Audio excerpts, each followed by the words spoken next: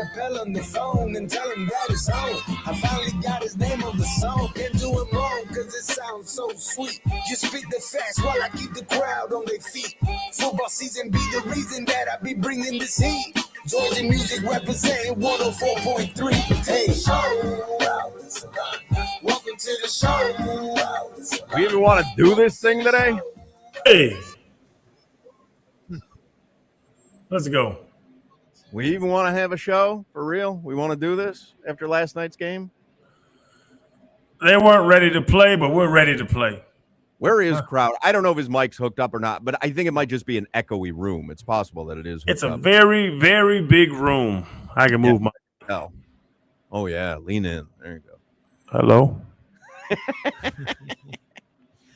It was a rough one last night. Statistically, and Crowder, by the way, he's on remote, but he's in Fort Lauderdale, which is fun.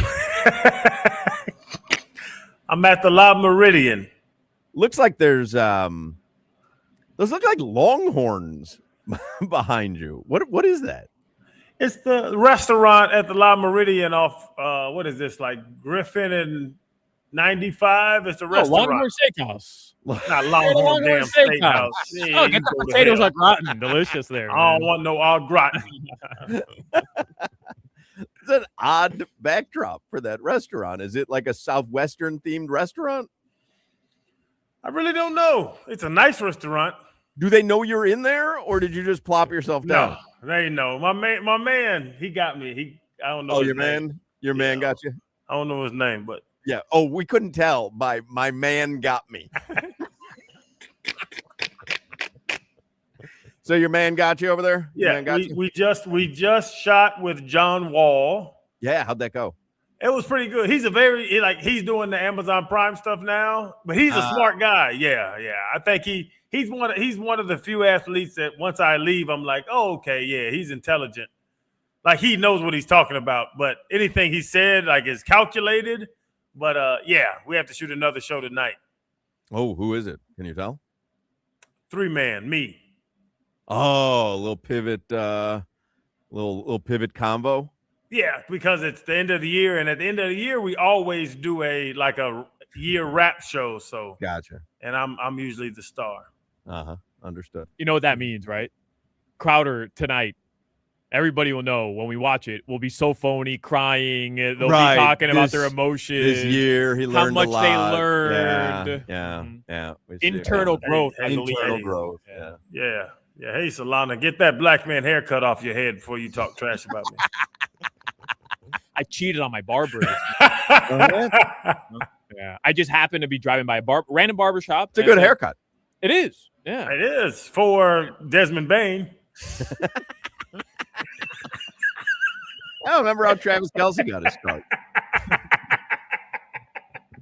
Anyway, statistically, last night, if I told you that Tua would finish 22 of 28 for 254 yards, 2 tutties, 1 pick, and a 113.4 passer rating, and it's only his 5th game with a 100-plus passer rating this season, you'd say, hey, guy put together a little game.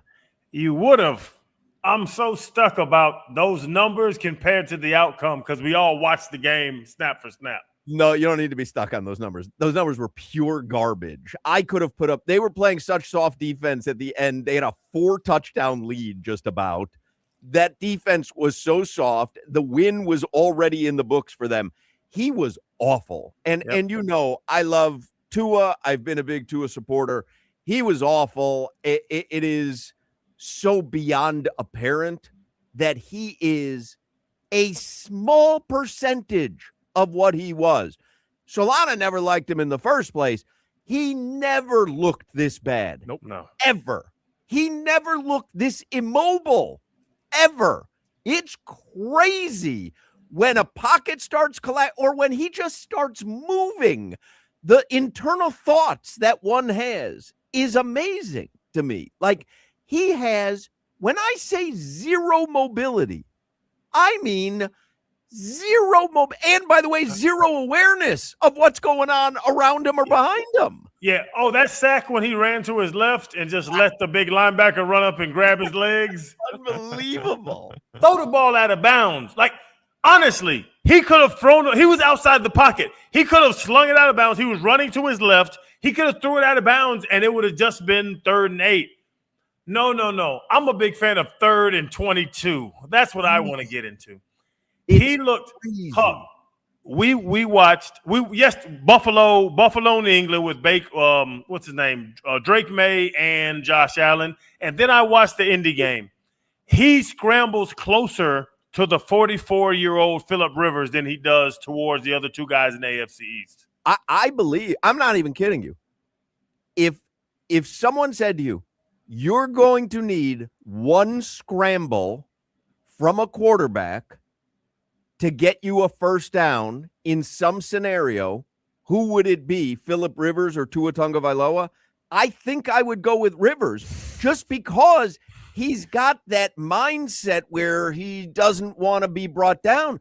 Tua doesn't seem to have that mindset. He crumples. It's crazy watching him. But are you guys surprised about this, Crowder? I am. For the past 2 years, actually 3 seasons, all we've heard is people talking about Tua's head injuries. Can Tua stay healthy? He's one more head injury away from being forced to retire. He's one more head injury away from everybody in the NFL just being, again, uncomfortable with him returning, from being the talk of the league in terms of concussions. That has to wear on somebody.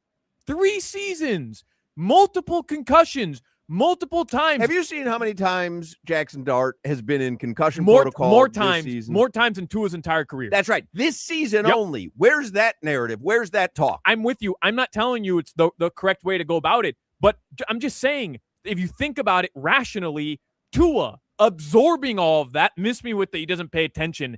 He's on CNN, Fox News, all the major networks, fencing, and everybody has an opinion on it. That has to wear on him, especially everybody around him telling him, don't get hit. Don't get hit. Don't get hit. I mean, you're watching it, somebody who's mentally not able to play the game the way he wants to play the game because he's so afraid of getting hit again. I don't think it's fear. I think it's like, because when you're in the pocket to get knocked down and to get a concussion, Solana, and I understand what you're saying, he doesn't want to get hit because he's heard so many times you're fragile, you're fragile, you're fragile. If I tell you you're fragile for 3 years straight, you're going to believe you're fragile. Those plays weren't a fragile head injury play. That play he got sacked that I was talking about when he rolled to his left and just let the dude run and grab his legs, you don't get hit and concussed on those plays. You have no pocket awareness to just – he could have – it wasn't a crossbody throw. He's left-handed. It's almost worse than what you're asking me. He forgot how to play quarterback at a high level more than scared of injury. He's physically limited. He is. But I mean, Hawk, this happens with flip athletes. it out of bounds. Very rarely. Well, yeah, no, he's lost his ability to be an effective quarterback. You're right. He's lost his ability to be an effective quarterback. And that obviously doesn't bode well for next season, where we're all kind of convinced. Do you have the sound, Jimmy, from Mike McDaniel? This was after the game. You know, Solana was saying, hey, bench Tua for Quinn Ewers or Zach Wilson. And I said, until you're mathematically eliminated. Now, I believe you have to have the conversation, not just about Tua, about Devon Achane, about Jordan Brooks, about Jalen Waddle. I mean, why you have select talented players on this roster. Why would you risk injury to any of them the remainder of the season? So they can go out there and play football, and Devon Achane can have Pro Bowl numbers, and Jordan Brooks can lead the NFL in tackles. All right. That's why. That's the answer. Because people get injured. We saw 2 major injuries this weekend. 2, right? Yes. We saw Patrick Mahomes go down. He's going to be ACL. We saw Micah Parsons go down ACL. And I'm telling you, if you're going to have the conversation about Tua and having him ride the bench the rest of the season, you've got to have the conversation about Achane, Waddle, Brooks, and anyone else that has value. I'm not kidding you. Like, what is the point? Anyway, here is Mike McDaniel was asked last night after the game, have you given consideration to benching Tua? Yeah, I think it would be very rash and short-sighted if I even tried to tackle that option. I think I have to look at the tape and I'll move on from there. But realistically, I'm just supremely disappointed that we couldn't come out with a win here. We had high expectations and they fell short. Now, Tua is having, or Mike McDaniel is having his Monday press conference now, which is really Tuesday. They're back. And so what's the latest update? Because Solana, he's just speaking about this again. He's speaking right now. This is from David Furones. Dolphins coach Mike McDaniel told reporters in Miami Gardens that there is the potential of benching Tua and making a change at quarterback. Quote, the quarterback play last night was not good enough. Everything is on the table. What is everything? Zach and Quinn? Well, I mean, what else? You're going to go out and get Phillip Rivers? I'm just saying, that's everything. That's everything we have to throw at him. Zach and Quinn? Like, what are we? What are we doing? Trying to find our next backup to our next quarterback after we pay Tua $50 million next year? I'm not saying Tua needs to play. I'm just saying, what are we doing as an organization? I agree. When they're on the table. I agree. It's Quinn Ewers. I don't know how else. What would be the point of Zach Wilson other than to say, hey, we did identify a really good backup? Because that was Mike McDaniel said he handpicked him, right? So if he wants to say, hey, look, I do see here in the final 3 games what we thought we had with Zach Wilson. Unless they genuinely believe Zach Wilson could start here next season because he's going to have the type of career resurgence that a Sam Darnold had with Seattle or with Minnesota, now Seattle, or Daniel Jones had with Indianapolis. Unless McDaniel truly believes that to his core.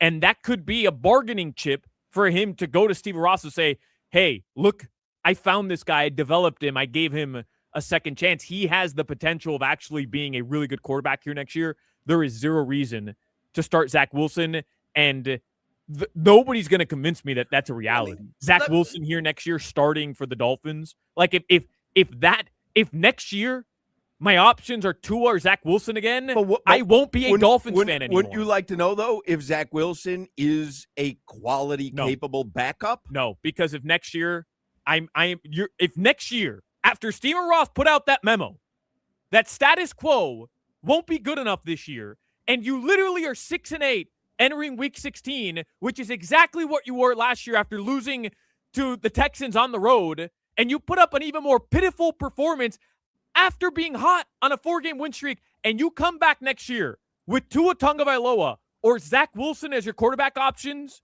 nobody should be a Dolphins fan next year. Nobody. Because then Steven Ross is full of bleep, and you're literally telling everybody how do you status know? quo is But fine. how do you know about Zach Wilson until you see him? Because I've seen Zach Wilson. I don't care. I don't care. Hoch, what are we trying to figure out?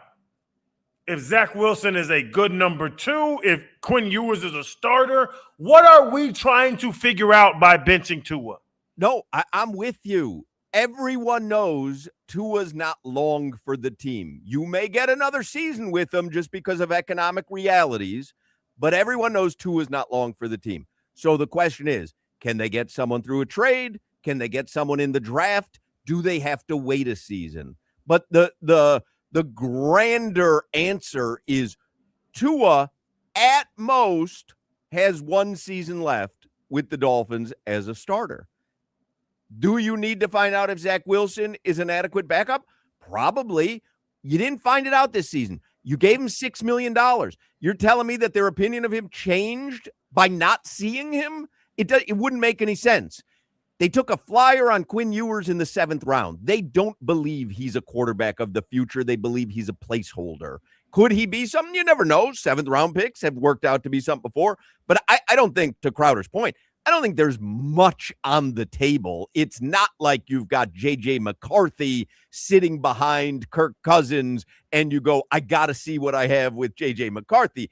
That doesn't exist on this team right now. So the quarterback of the future, is not Tua, is not Zach Wilson, is not Quinn Ewers. That's my belief, and I would imagine that's their belief as well. Now, how they find the quarterback of the future, that's up to them to figure it out.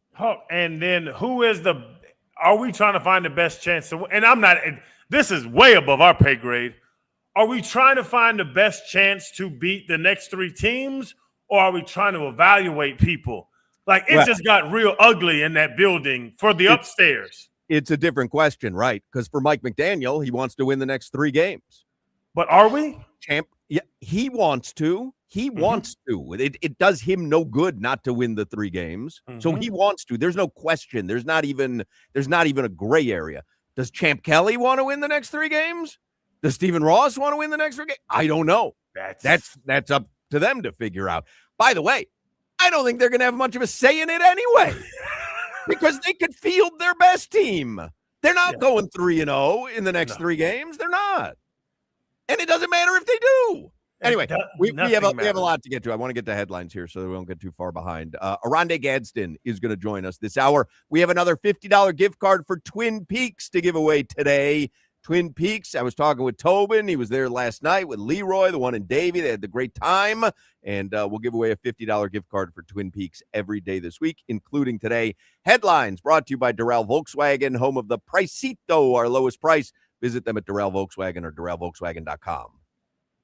Tua yesterday reminded me of Ryan Tannehill, just in the sense of big game, you need a win, you're down 28-3, now you start throwing touchdowns. So to answer your question to start the show, Hoch, did those numbers mean anything? No, because the only time those numbers looked good and started to look decent are when you were in the hole 28-3 in the fourth quarter. Yeah, I never asked if those numbers meant anything, because those numbers didn't. No. Okay, a quarterback, what was he, 22 of 28? Yeah. 250 plus? Yep. 2 touchdowns. Yep. Those are winning numbers. They usually are. No, they're not. They're not winning numbers. Solana, we watch the performance. We watch how he got those numbers. We saw that he had 63 yards in the first half. I watched the game. For Aaron Rodgers, those were winning numbers. He has the same numbers last night. He won. Those are winning numbers. No, they're not. You know why? Because look at the numbers at the end of the third quarter. That's where you have to look at the numbers. I got you. I'm just saying those numbers are winning numbers. Most quarterbacks come out with over 250 yards passing, 22 of 28, and 113 quarterback rating. They're winning numbers. Killed them. We need to try to trick another team into not watching games and just looking at numbers. Look at numbers. Yeah, you know what? He killed the Dolphins' playoff chances. They're done. That's it. It's over. Nope. They're not going to the playoffs. I'm 30 years old, 31. The Dolphins, 25 consecutive years, will not win a playoff game. Yep. Why did they think DK Metcalf was a third grader? And they just gonna grab him. That was funny, man. He slammed by 6 people to the ground. Do y'all know how big this man is? That was crazy. And what about this Tomlin getting cutesy, throwing a toss play to Jonnu Smith for a touchdown? Jonnu Smith, 12-yard rushing tutty. I mean, just sticking it to them. I'll take him over Ollie Gordon. He's like, oh, you're the run game guru? Watch this.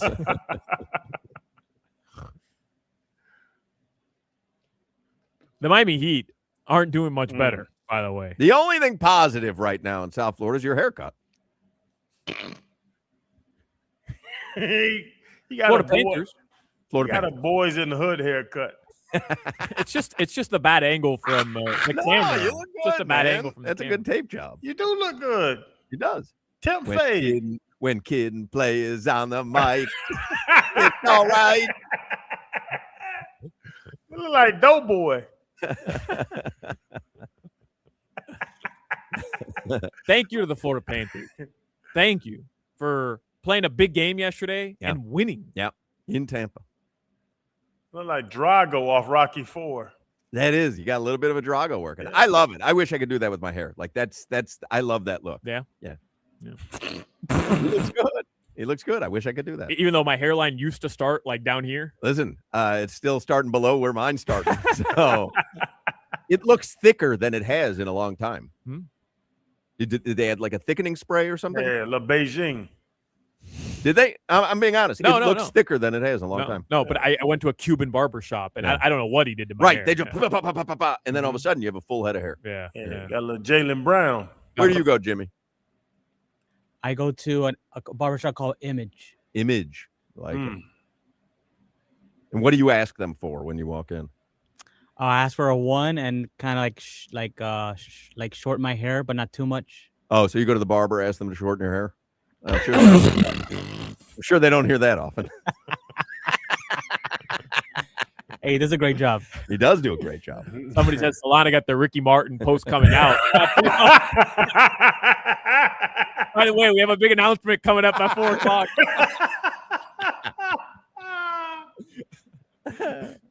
My fiance, I hope you're not listening. I think it looks good. I really do. Thank you, huh? Yeah, you living with Vida Loca. You got plans tonight?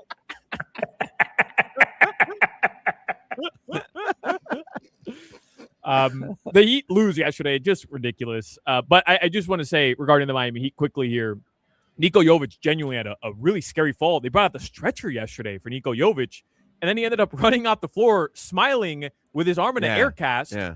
And the x-rays were negative yesterday, and I was just reading here in the Herald that the MRI also came back clean. So it looks like he just they were being very, very cautious last night. I guess what everybody was afraid of was that there was so much blood on the ground. Yeah. He lacerated his arm falling, which I've never seen before, but yeah. Weak skin right now. That team really they lost stinks. 5 in a row. They something's off. And it wasn't Tyler Hero because he didn't play. But also weird, late scratch. Yeah. I don't know what's going on there.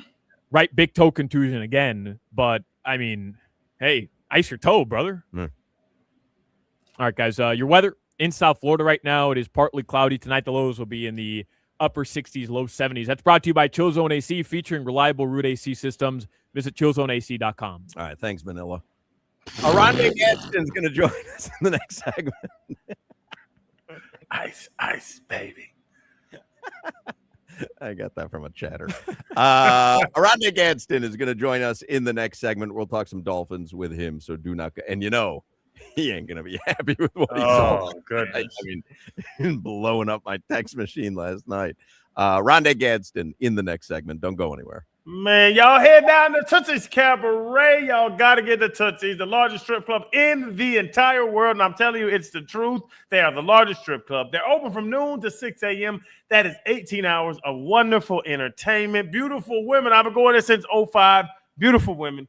Beautiful everything. They have dozens and dozens of TVs, food specials every single day, $100 bottles, half-price drinks till 8 p.m. You got to get to Tootsie's Cabaret. 2 levels of entertainment. They have a complete restaurant. I'm not talking about a guy back there with a frying pan. I'm talking about complete menu, complete restaurant. Sports bar in the back has pool tables. It is amazing to go to Tootsie's. You got to head to Tootsie's. Basketball, football, baseball, hockey, soccer, MMA, UFC, whatever you're trying to watch, it's going to be on TV. And if something else is not on another TV, you have the entertainment on the stage when they go to commercial. You got to get to Tootsie's Cabaret. I have been going there, like I said, for a long time. It is a great time right around the corner from Hard Rock Stadium where you have Dolphins tickets, Canes tickets. You have to go to Tootsie's before and after the game. On game day, you get in for free with your ticket. And if you go after the game, you beat the traffic. Don't sit in the traffic. Go beat the traffic. Hang out at Tootsie's. Go home, beat the traffic. You had a good time. Win, lose, or draw in the game. You had a good game. I'm telling you, Tootsie's Cabaret is the spot. You have to go to TootsiesCabaret.com for more information. And I got to tell you about $10 tailgate takeover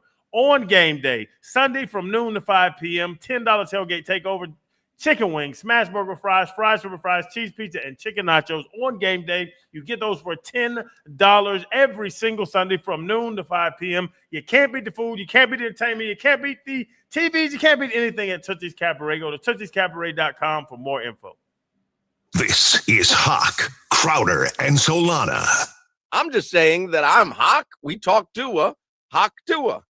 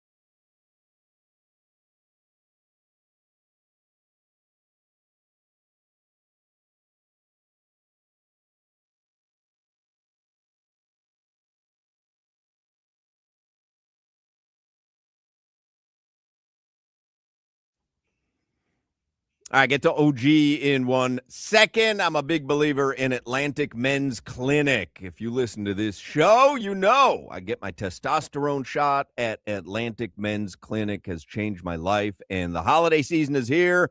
A lot of action, activity, but if your energy's drained, you're not sleeping well, your sex drive is nowhere to be found, might be tough to feel festive, and those could be signs of low testosterone. And if that's what's going on, this is your season to take action and get treated. Low T can cause so many problems: low sex drive, bad sleep, unproductive workouts, decreased energy, brain fog. A lot of guys just say, hey, I'm getting older. That's what happens. But there are treatments to give you back your vibrancy. So if you're feeling like that, treat the Low T, change your life. Atlantic Men's Clinic, they are the experts. So go to AtlanticMen'sClinic.com. You can take the Low T quiz right there on the website. It takes a minute. Schedule a consultation. They do your lab work. They have your results within 30 minutes. A Florida licensed medical provider will review your results with you and discuss your options. Atlantic Men's Clinic, they have 7 locations in South Florida, including their new office in Hollywood. So give them a call, 877-455-7300, 877-455-7300, or visit AtlanticMen'sClinic.com. Arande Gadston is on the Toyota of Hollywood hotline. And before we talk football, I remind you the best place to get geared up with Canes or Dolphins merch this holiday season is Caneswear in Davie or online at caneswear.com. Arande Gadston played receiver. My headphones fell out here. Arande Gadston, I can't hear anybody. Arande Gadston played receiver for the Dolphins for many years. This is, as Crowder mentioned at the beginning of the show, and Solana mentioned as well, Arande, the 25th straight season now that the Dolphins will not win a playoff game because they will not even be in the playoffs. Is this what you expected? Did you expect this season would feel this way after 14 games? I don't think I thought it would feel this way. I thought we would be in a better position, at least vying for a spot, because obviously I don't think any of us expected New England to be this good. But I did think we'd have a chance. We'd be a little further up the ladder, but if you just flip the season around, it'd probably look a little different if we won the games at the beginning and now losing. It probably would feel a little better. Probably be the same thing, but probably feel a little better if we had won the games. You're muted, CeCe. Well, I wasn't very successful in that approach. Why would he mute himself? Isn't that like isn't that like leaving the huddle and not knowing the play, OG? I'm pretty sure he done that a few times. Okay, well, speaking of that, I think Tua leaves the huddle and doesn't know the play, even though he said it. OG, this is how much I screamed at the TV last night. Tell him just throw it away. Just throw it away. What play was that? Bro, outside, I know what you're talking about because I said the same thing. Throw it away. Throw it away. Throw it away. Throw it away. 18-yard sack. You bastard. Just throw it away. I don't understand what you think is going to happen good from you going back that far. Like, I don't know. OG, but go ahead. I'm sorry. OG, can Tua, because we were talking earlier, we were joking, 22-28, 250, 2 touchdowns, 1 interception, 113 quarterback rating. If you look at the numbers, it wasn't bad. But as we all watched this game, that was embarrassing for the Tua camp. Can he be fixed? If you gave him an Andy Reid, if you gave him a Sean McVay, could you fix Tua as we sit here today? Because I think his body's shot. I'm not gonna lie. I mean, fix him as in, I mean, like we got this. Everybody got this saying, and it's tough to rebut. Men lie, women lie, numbers don't. You know what I mean? Them numbers lie. You know what I'm saying? Like you read those numbers just now. And they must have won the game, or it was in the game when you read those numbers. Wait, it wasn't even close. 113 quarterback rating, 200 yards. What was it? 22. It wasn't even close. I mean, come on, that's a good day at the office, man. Like, sheesh, if Jay Fiedler had done that with us, we would have won a few playoff games. I don't know. I don't know how you fix him because of the offense. Like, he looks like he's natural doing the plays. Like, he looks like he's a magician doing the plays. But I think, when you miss that one hitter quitter in Tyreek Hill, that hurts. Like, now we really have to go. Our one hitter quitter is Achane, and he's like in the backfield. So it's tough to say, can he be fixed? Can he be fixed if he just gets in another offense? But, like, once again, it came like the end of the third quarter. I could call the plays. I see it. I mean, I know what's about to happen. And the defense knew what's about to happen. It didn't get any. Like, you look at the Rams offense, that can't be stopped. Like, put me in there. Like, I'm open. Like, you know what I'm saying? Like that offense we ran last night, and I guess because I've seen it, and, if you look at film, you just see it. Like, it just looked like the same plays. Like, we running it again. Like, Waller makes it look a little different every once in a while. I'm sure the first play of the game last night, we've used that first play last 4 games. The tight end catch the ball out the fake low, and we hit the tight end in the flat. It happened in first series, last 4 games. I've seen it. But fixed as in, like, the numbers you read are good numbers. I don't think you can fix that. I just think you have to find a way to build on it. But I think without Tyreek Hill in the offense with a one-hitter quitter where he can catch one of those little dig routes and turn it into a touchdown, I think we got the same offense. And, doing 12 plays in a drive is maybe just not Tua's thing. You know what I mean? Oh, gee, I thought, you've been calling for a plan B for a long time. And maybe it wasn't a plan B, but McDaniel found a new plan A, which was a more physical approach to the game. And they had been winning that way. And I thought yesterday was almost like a litmus test in the cold against that team that's known as a physical team in the Pittsburgh Steelers. Could the Dolphins avoid being bullied? And they couldn't. Again yesterday. Is like, how do you change that? Is it just draft more physical players? Is it a different head coach? Is it a different, like, I don't know. Like, at what point do we have to say, hey, something has to change? Because again, in these types of games, you're getting out physicaled every year. I hate to say it, but I mean, I'm old school, I guess, old school for me is old school, for Channing at this point, is I guess Hoch too. Like, the only way you do it is draft bullies. You know what I'm saying? That's all you got to do. You can't draft the same people. And I think it's the head coach. Realistically, I'm not gonna sugarcoat it. I think listen, the Patriots got a bully as a head coach. They became bullies somehow. I don't know what happened, but he brought some bullies with him. They've spent a lot of money to get some other bullies. I don't know who that 53 is. When they played the Giants, he was bullying everybody. He was passing out hats to everybody. Like, we don't have them. I've said it before. You got to get the leaders in the locker room to be those guys. And if you don't have those guys, it's tough. It's tough to win because the coach can't do it all himself. But if you have those guys, to create the buzzword we always say, culture, then you're going to be all right. I just don't see that we have those guys. You can pick them.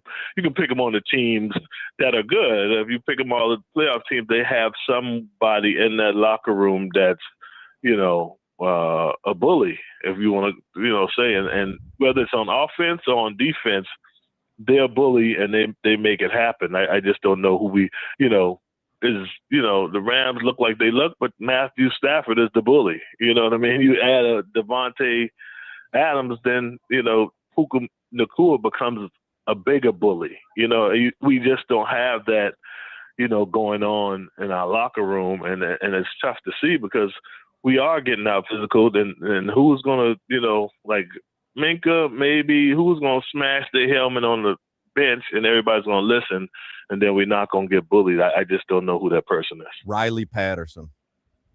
There you go. There you go. That's a stretch.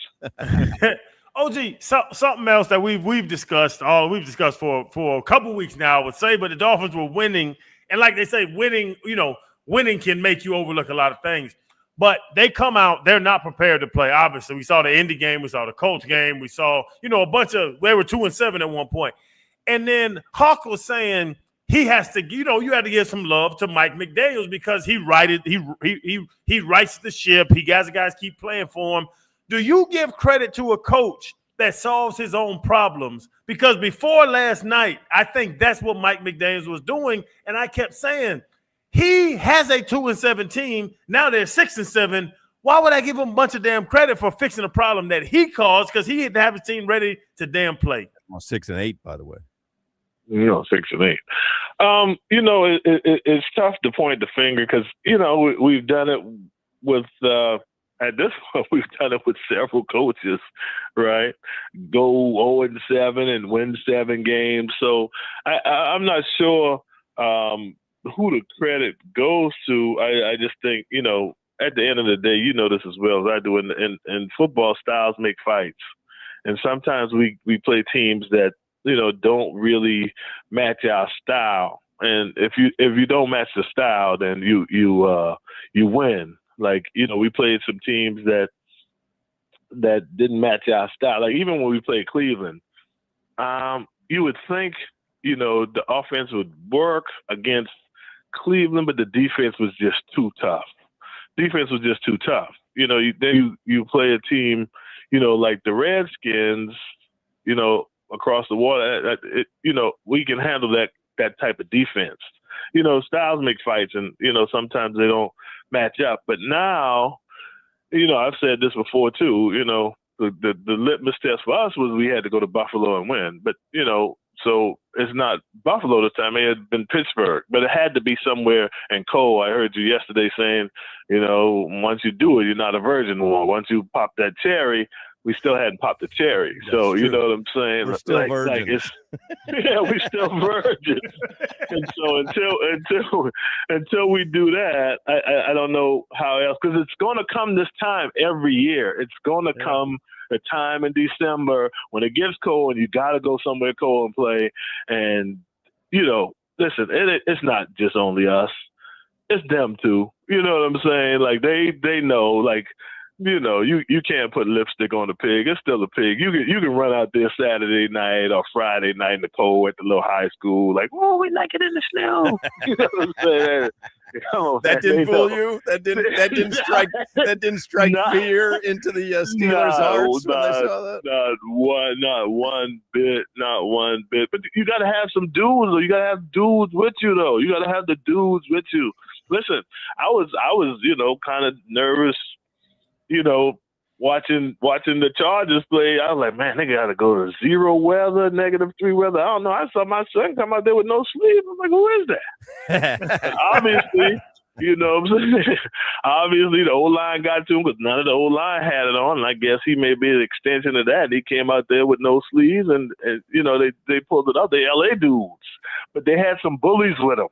You understand? They had Tony Jefferson and Derwin James, they some bullies. And so Justin Herbert, a bully. You know what I mean? So you got to have those dudes when you're trying to pull off this type of deal. But I don't think the Steelers were phased in one bit. We went and watched the game out, and everybody was like, "Ooh, just wait. They're gonna get cold." And I know it. CC, you know it. Like, when the sun wasn't even up. It just was cold. You know what I mean? And the fans, it's just different. You just have to have those people with you when you go in that environment. But it comes around every year, and we have not adapted to it, in this regime at least. Arande Gadston, we're out of time, but I should mention, because he mentioned the Chargers and his son, Arande Gadston II. OG II now holds the records for most receptions and most yards by a Chargers rookie tight end in franchise history. That's a hell of a rookie season your son is putting together out there, OG. Yeah, man. Thanks. I mean, he's worked hard, and I mean, listen, he has to help that old line out now because the old line's not the best, and we got a quarterback with a broken hand. But for him to stay in there and keep chopping wood and get to this position, it's a proud dad moment for sure. I'm gonna help him chop some wood this offseason when he gets back home. Yeah, you should. Because listen, I'm telling you that he's been in Monsters Row, man. He's been in Monsters Row. TJ Watt, Max Crosby, Hines Allen, Chris Jones, and Nolan Smith for Pittsburgh. For Philly, he had to block them. Those are the last 5 defensive ends he's had to block like one-on-one at some point during the game, man. And that's your little kid. That's your little kid. Going head-to-head with Max Crosby, your little kid. I know, man. Like, yo, man, get out of there. I'm screaming at the TV, let him go. Get out of there. Me and nephew got to let off some steam this offseason. We need to go and hang out a little bit. Yeah, man, take him. He'll have a few dollars. Yeah, in that case, tell him let Uncle Mark hold something. I'll tell him to give you a few McRibs for backup. There you go. That's all I need. That's currency to me. All right, we'll see you, OG. We love you. All right, man. Y'all take it easy. There you go. Arande Gadston, senior Arande Gadston II, is honestly killing it with the Chargers this season. You should see his Pro Football Focus grades. Like, it's crazy how high he is grading out. All right. I told y'all. You didn't know. I told y'all was scary, and I told you what nephew no was about one to do. was scary. We all knew he was going to get drafted. You tried to jinx him.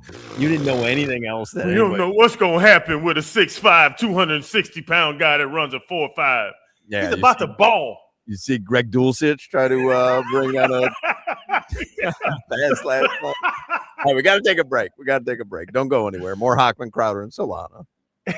It's the showdown on the Sawgrass at Edmore Sawgrass Auto Mall, and it all starts out with these beautiful 2024 Chevy Silverados, and it's sitting right next to the 2024 GMC Sierras.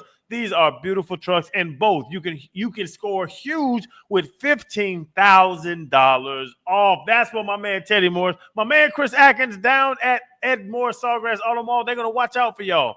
And then the 2025 Chevy Equinox, they're going to give you a crazy lease deal of only $189 a month, and the Buick Encore show-stopping lease of only $139 a month. But then they're going to say, you know what? They're going to watch out for you anyway. Watch this. Grand finale, 0% financing on select 2024 models. You can't beat Edmore Sawgrass anywhere. When it comes to the brands battling, only person that wins is you. Silverados and Sierras up to $15,000 off. Equinox is $189 a month. Encore is $139 a month. And stop the show with 0% financing. I'm telling you, you can't beat Ed Morris. They're always in your corner. With deals this good, the real champ is you. Visit Edmore Sawgrass Auto Mall or go to edmoresawgrass.com. You're listening to the Hoch, Crowder, and Solana Show. Text threads are meant for pictures of Jimmy's hot dog.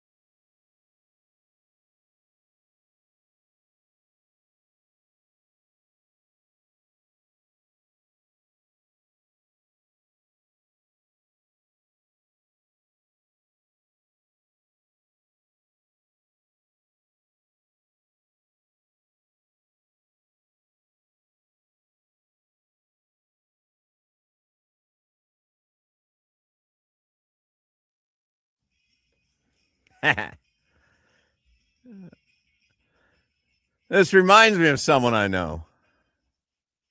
I can't think of who. All right.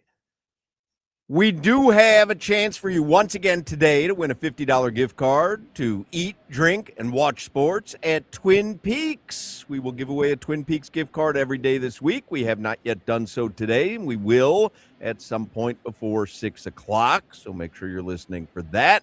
I want to get to headlines. I'd want to do 15 minutes of Game Day Uncensored first, though, and it's brought to you by the Lexus December to Remember sales event. Get offers on select models for a limited time.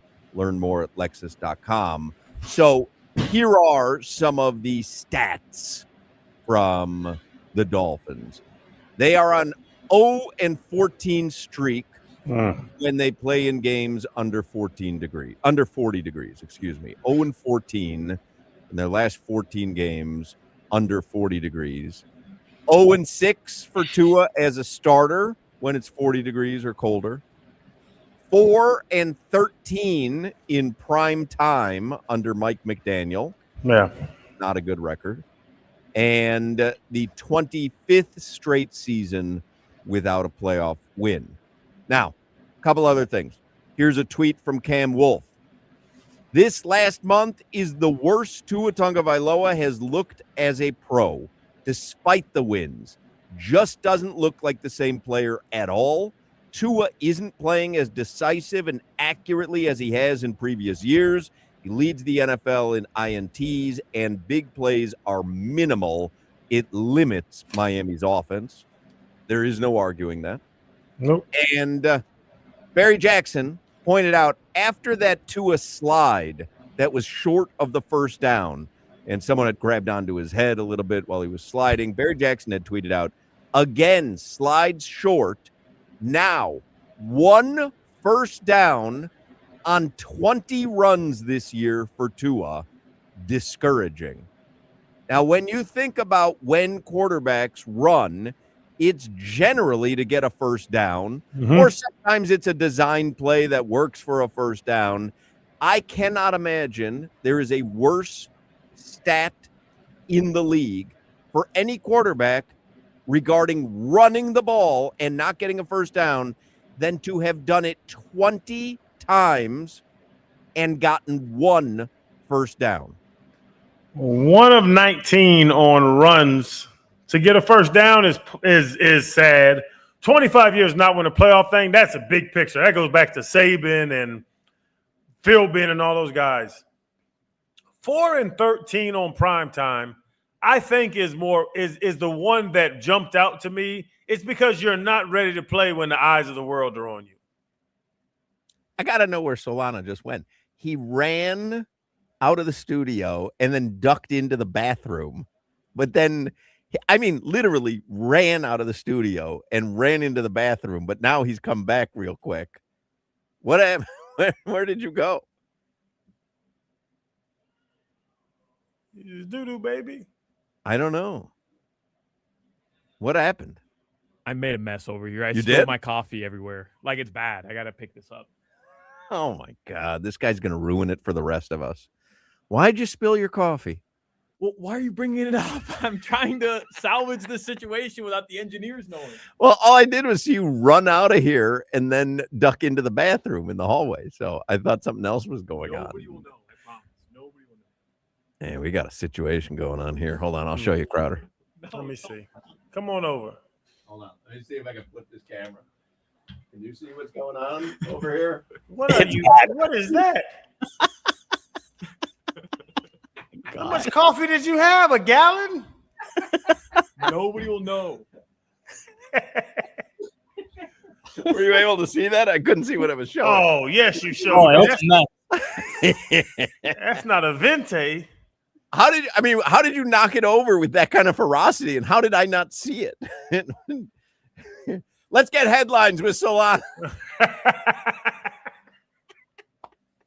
He's running down the hall again. He didn't get enough towel. All those numbers that you presented, It's all on the ineptity of Mike McDaniel. Ineptitude. Ineptitude. I like ineptity. Well, you can't call someone inept and use the wrong word. So that's why. Ineptitude. Yeah, Ineptity? ineptitude. Yeah, there is no ineptity, but there is ineptitude. I just created it. It sounds good to me. All right. But it's just say 4 of 13 on prime time. When the world's watching, you're not ready to go. 25 years, that's more than McDaniel. But 1 in 19, if Tua takes off, and this is the ineptitude of Tua's running ability, when he takes off, there's a 1 in 19 chance of the next play being a first down. Right. Come on, it's bro. Insanity. Because you know what? I mean, listen, you played defense. When the quarterback sees a little bit of a hole, it's going to go for some yardage. Like, very rarely, there's only a few quarterbacks in the league, because you know I love betting a quarterback rushing over-under. There's only a few in the league where their rushing overs are 1/2 yard. And it's ancient guys, and Tua. And you see it when he runs. But even Solana had mentioned it earlier before he spilled a vat of coffee all over the equipment here in the studio, if anyone's listening. He had mentioned it earlier where it's got to be something in his head as well about getting hit, because how do you have that little awareness last night in prime time when you're a 1/2 yard away from the first down to not get it, to slide improperly so that you specifically don't get it? Hawk, I use this phrase all the time. If there's 2 doors and I walk in door A and I get kicked in the crotch, I walked in door A, I get kicked in the crotch. The next time I'm going to try what B has to offer. Yeah, but every time, because isn't it just as bad if you're a quarterback and you're not getting a first down, you're sliding early? I mean, isn't that just like getting kicked in the crotch as well? To your point, it's not about getting the first down. It's about I've dove head first. I've put my body on the line head first a number of times, and most of the time I do it, I get knocked to sleep and forget where I'm at. How many more times am I going to walk through door A? Because door A is diving forward and getting knocked to sleep and fencing. He's going to door B. And I would do it as a human being. As a fan of the Dolphins watching them, I hate that our quarterback can't dive for a first down. But you're asking me why Tua does it? Because he's seen the other side, or actually he hasn't seen the other side of diving head first because he's usually asleep. Smells like a Starbucks in here. That was bad. How did you knock it over? Huck, it's a cup of coffee. Yeah, I want to know what you did. Did you reach for something and knock it over? Did you lose your balance? Like, I'm curious how you spilled that much coffee. Lose my balance? Did you not miss several shows this year because you lost your balance on a ladder and hit your head? Yes. Yes, I know you did. Yeah. So is it that out of the question that you lost your balance and dropped your coffee? I guess not. Fair point. Solana, are you knocking over it? It was here. I've never done that before in the studio, but no joke. I mean, there's thousands of dollars of equipment in here, and I apologize for leaving, but I couldn't just let. I mean, that was 10 ounces of coffee, just festering on thousands of dollars worth of equipment. Yeah. How do you feel like you did? I'll just blame it on Leroy. But did you clean it up well? Yeah, no, I did. Can you tell? Come over here. I mean, it smells. Smell it. But you can't tell there was coffee anywhere. Solana, do you have a life alert?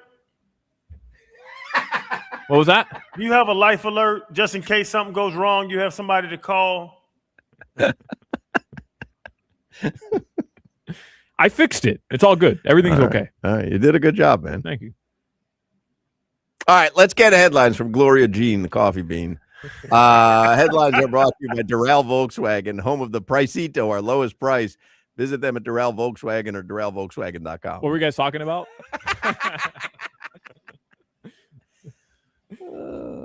Negative 20 yards in the third quarter. I just have a couple notes. People were very upset about outside of just Tua. But hey, what did you guys think? I can ask you in the next segment. Do headlines, because Troy Aikman was harshing the Dolphins. They were not running the hurry up, which I thought was bizarre. Not only were they not running the hurry up, but they were lackadaisical. Like, it wasn't even like, hey, we'll move kind of quickly. We kind of feel like this might be out of hand, but we'll give the illusion that we're moving quickly.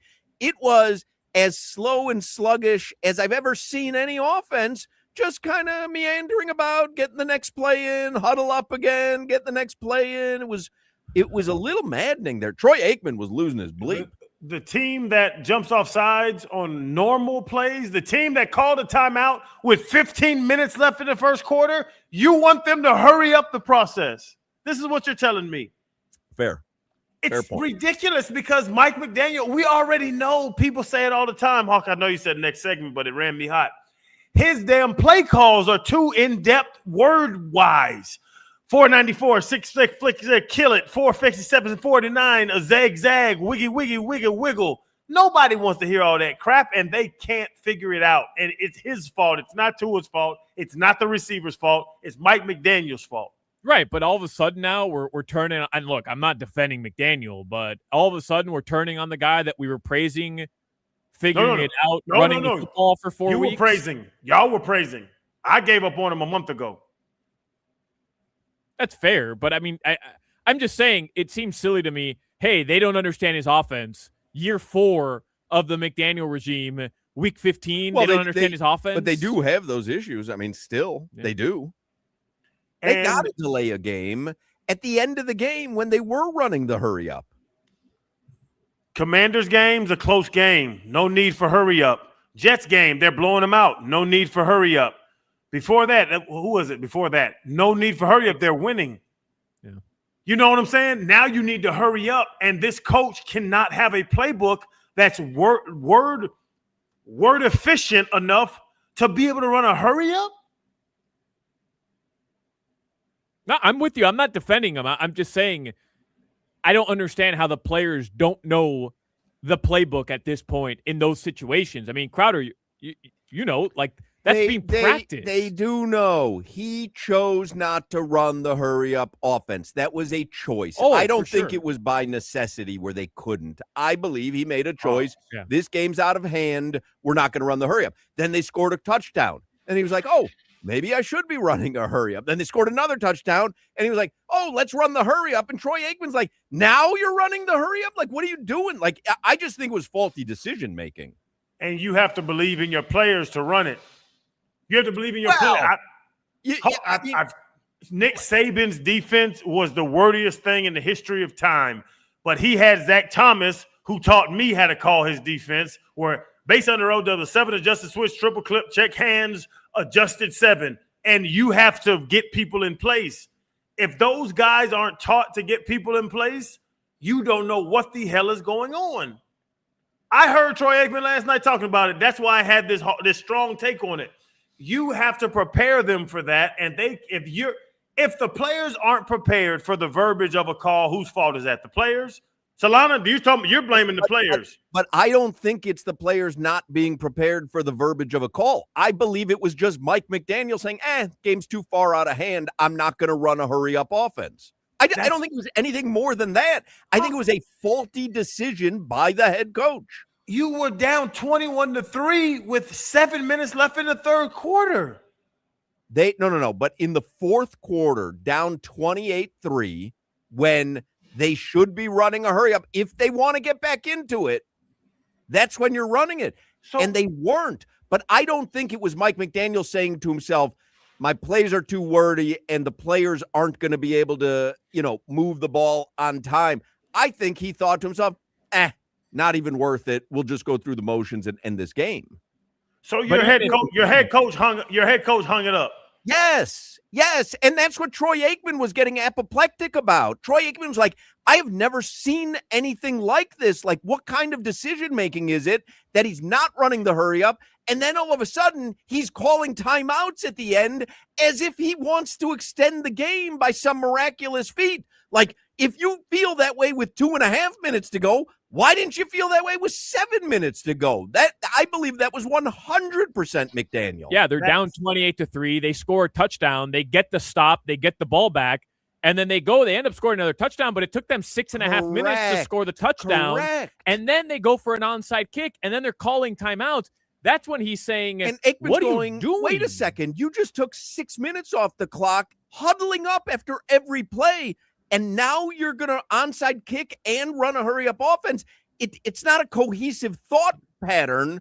And so, I don't think it was anything other than Mike McDaniel making a terrible decision. But even if you're down 50 to 3, wouldn't you, in that situation, if it's week 3, it's week 3.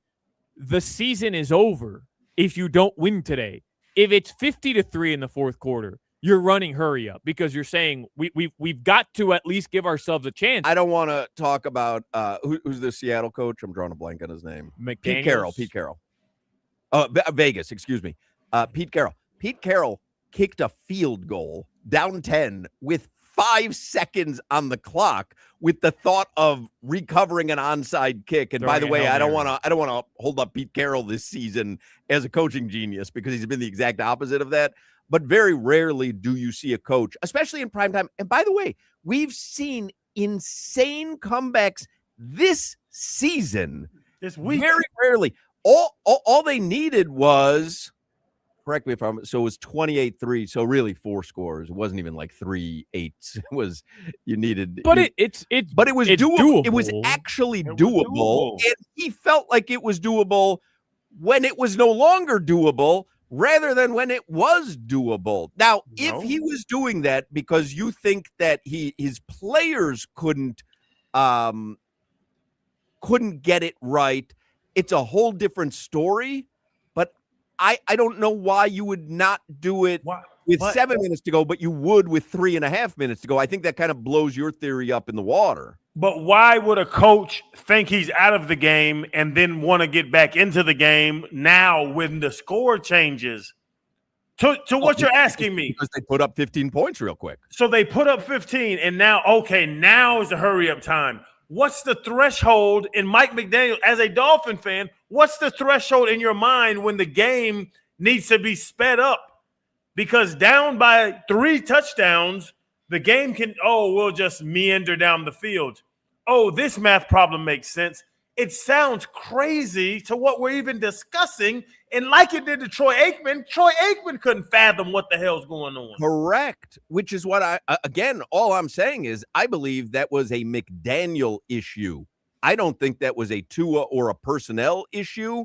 I'm sure if McDaniel said we're running a hurry-up offense from 9 minutes on, you see it in hockey. Sometimes they pull a goalie with 7 minutes to go.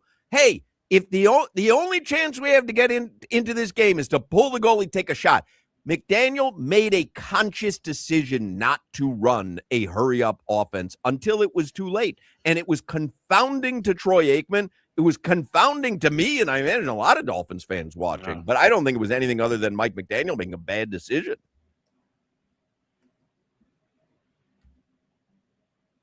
Also, negative 20 yards in the third quarter doesn't help. Sure, you could look. I get it.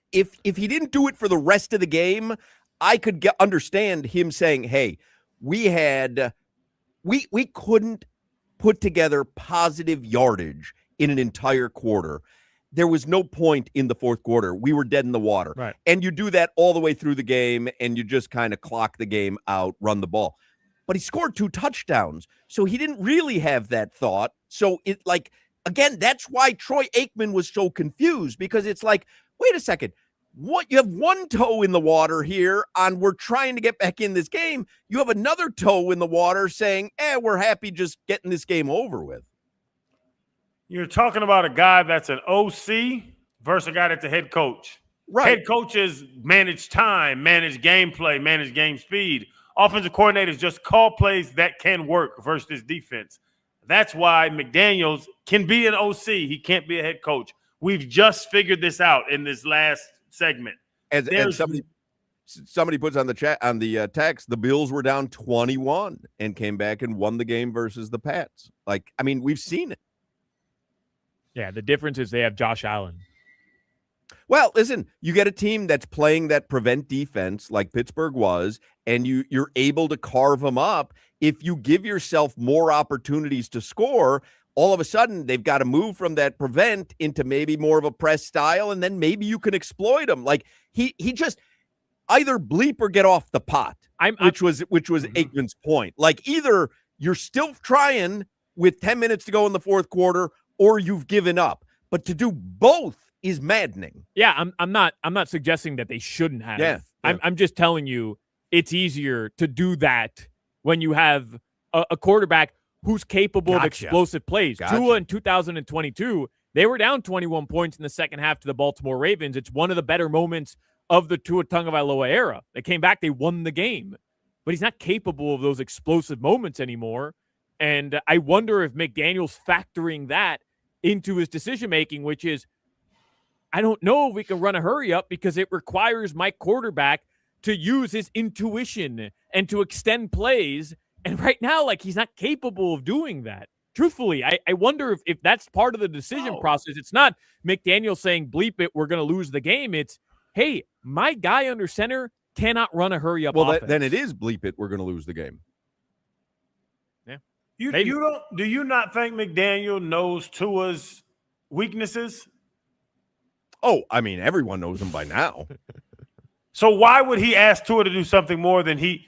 You think any play that he writes up on a Saturday night, he's going to say, I'm gonna have Tua throw a 70-yarder? But my point is, he did it later in the quarter. Yeah. Later in the quarter, they're running the hurry up offense and they're doing an onside kick. So he wants to get back into the game later in the quarter. So you're telling me he identified Tua's weaknesses with 8 minutes to go in the fourth quarter and forgot about Tua's weaknesses with 3 minutes to go in the fourth quarter? That's the part that's maddening. We have some ineptities in our head coach, fellas. Yeah. It is funny because Aaron Rodgers just takes a dive. There's 2 minutes, 13 seconds left. Dolphins call timeout. They hadn't run the hurry up yet.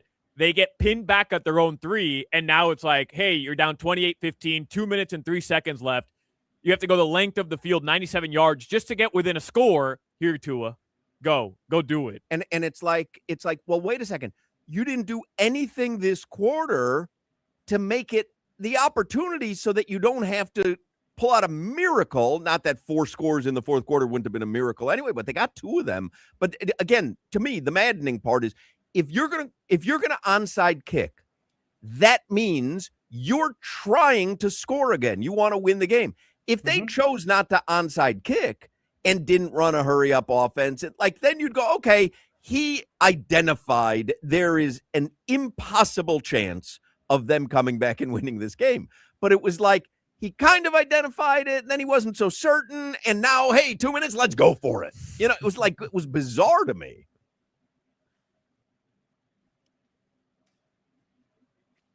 Maybe the hurry up offense should be Quinn Ewers or Zach Wilson instead. Oh. Throwing it out there. Maybe the hurry up offense should be another coach.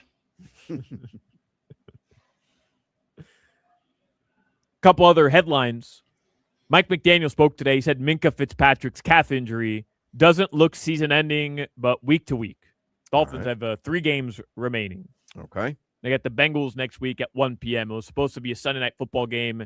Instead, the NFL has saved the entire American audience from watching what we all had to suffer through last night. Can you imagine? Holy mackerel.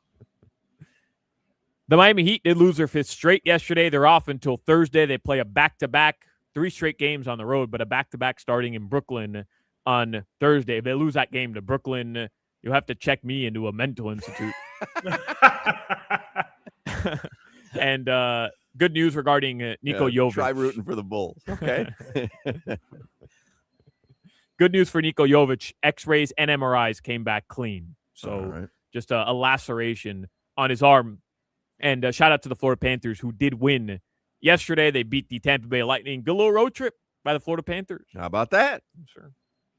Somebody puts on the chat, don't ever take anything Hochman says seriously again. Tua is a bum. You took what I said seriously for any time? Like in 20 years, you've been taking what I say seriously? Papa Giorgio, you're making a big mistake. That's a great username. Papa Giorgio. Vegas vacation reference. Yeah, Nick Papa Giorgio. The weather in South Florida right now, partly cloudy. It's in the 80s. Tonight will be in the low 70s. That's brought to you by Chill Zone AC. It's raining coffee. Featuring reliable root AC systems. Such a jackass, man. The general manager's in the building. I spilled 10 ounces of coffee all over the equipment. Scattered showers, coffee. Visit chillzoneac.com. If you're struggling to find the perfect gift for the holidays, everybody loves fine jewelry and watches. You can come to International Jewelers Exchange. With over 40 years in business and 3 convenient South Florida locations, they really are your jewelry superstore. More than 150 individual jewelers at their locations. They're all family owned and operated. And I always remind you, if you've never stepped foot in International Jewelers Exchange before, you need to think of it not like a jewelry store. It's a superstore. Again, there's more than 150 individual jewelers, all family owned and operated, under one roof. So you can find something for everyone. If you have someone on your holiday list who loves timepieces, they have every watch you've ever dreamed of. Maybe you want to custom design a piece of jewelry, which that's kind of special.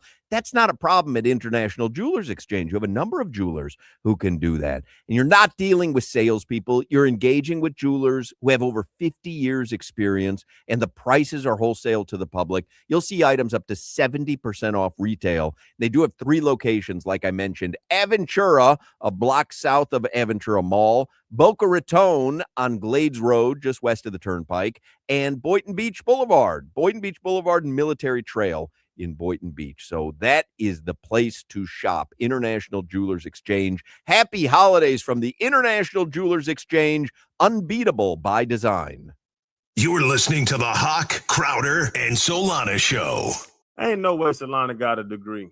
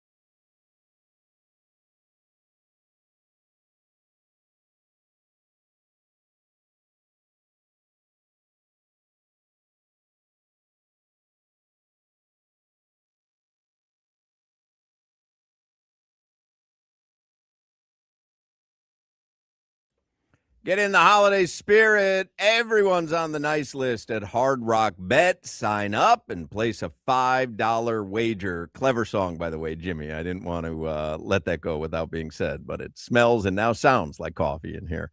If it wins, you score $150 in bonus bets on top of your winnings. A winning bet and a boosted bankroll. That's a gift worth unwrapping. It's not just holiday season. It's no sweat season on Hard Rock Bet.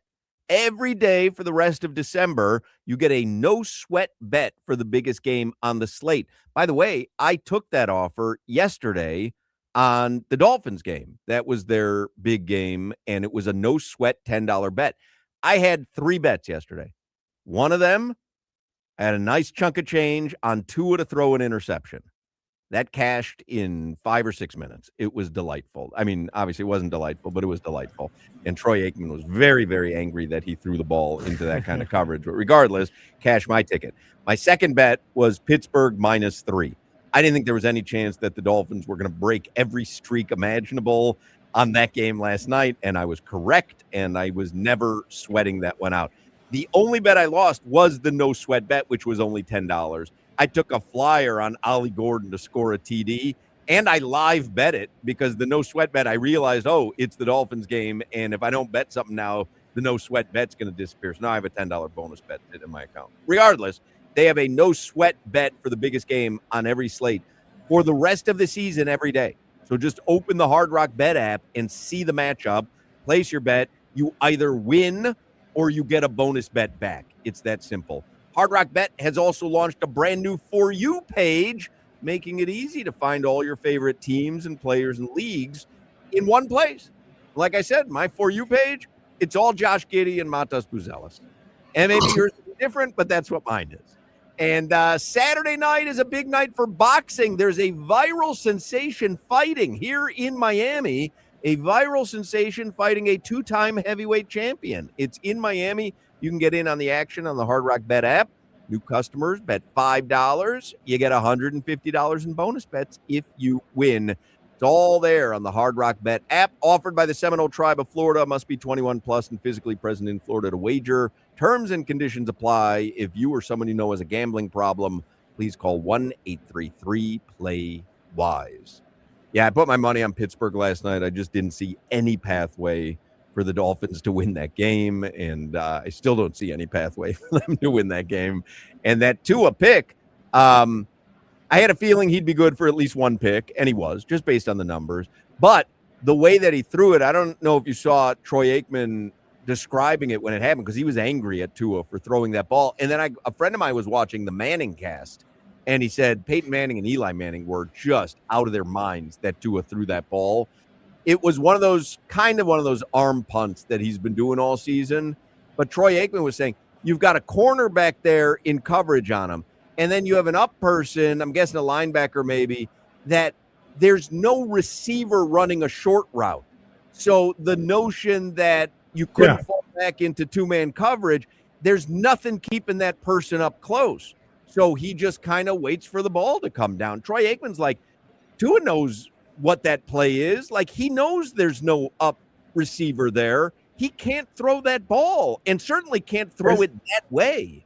It's where the one that should have been an interception, where Tua hit the linebacker straight in the hands, throwing it to the left, and the guy, everybody was slapping in the head, and he was upset with himself. 56 on the Steelers. I'm telling you, I listened to, was it Kyle Crabb, Solana, the guy that goes on in the morning? Yeah. I'm watching Tua more and more, and he said he believes Tua makes a decision where the ball's going before the ball's even snapped. And to your point, that's a bad methodology. He's not looking at, there's nobody holding the underneath coverage. They're called curl flat. The curl flat, if nobody's in the curl flat, that guy sinks. Okay, there's nobody in curl flat. He's going to sink. I don't think Tua goes through that process. I think Tua says, I'm throwing it real far down this side. That's what I'm doing before the ball snaps. That's exactly what Aikman was saying. That guy just sinks back into cover. Now you're throwing into double coverage, and if you can't throw a pinpoint accurate dart, which Tua didn't, he just launched it in the air. So because he can just kind of slide back there and watch where the ball's going, that's an easy pick. Yeah. Tua's washed. That's what the kids say. Yeah, the kids say that. I know we're focusing a lot on Tua, and he is. I mean, he's washed. He's cooked. I don't know if he can get back to 2023, but he's not the only person at fault or why the team doesn't look good right now. Like the defense yesterday, I thought the defense, they held the Steelers to whatever it was, 30-something yards rushing in the first half. They were biting they were hitting hard too. But in the third quarter, it was like you look like the defense against the Cleveland Browns that let anybody rush for 200+ yards. They were cold. And Mike Tomlin and Aaron Rodgers can do that to you, and DK Metcalf. And the fact that your offense can't move the football, I realize that. Right. Yes. Okay. Let's talk about that. Remember Jordan Brooks' personal foul taunting? Yeah. He wasn't mad at Fairmuth. He was pissed off at the offense for not getting a damn yard in the third quarter where they're still trying to stop them. You can't stop an NFL team for 4 straight quarters. So they choke them out in the first half, and y'all get choked out. And we get in the second half, they score, y'all get 3 and out. They score, you throw an interception. They score, you go 3 and out. That was a frustration taunting penalty when he hit that damn tight end on third down. And by the way, that was a BS penalty too. That was Hawk. You're not allowed to stand over anybody and stare at them. Yeah, this is Hawk. When I played, that was second down. But nowadays, that's a taunting penalty. Bring me back the game I used to love, man. Right? You can't taunt. Where you'd stand over someone and drive your spikes into their chest. Back when we played, when Fairmuth was trying to get up, Jordan Brooks would have stepped over him and rubbed his penis on his shoulder. And they wouldn't have thrown a flag. No flag for penis on the shoulder? That cock. You know how many penises I put on shoulders? Man, that was such a better time in America.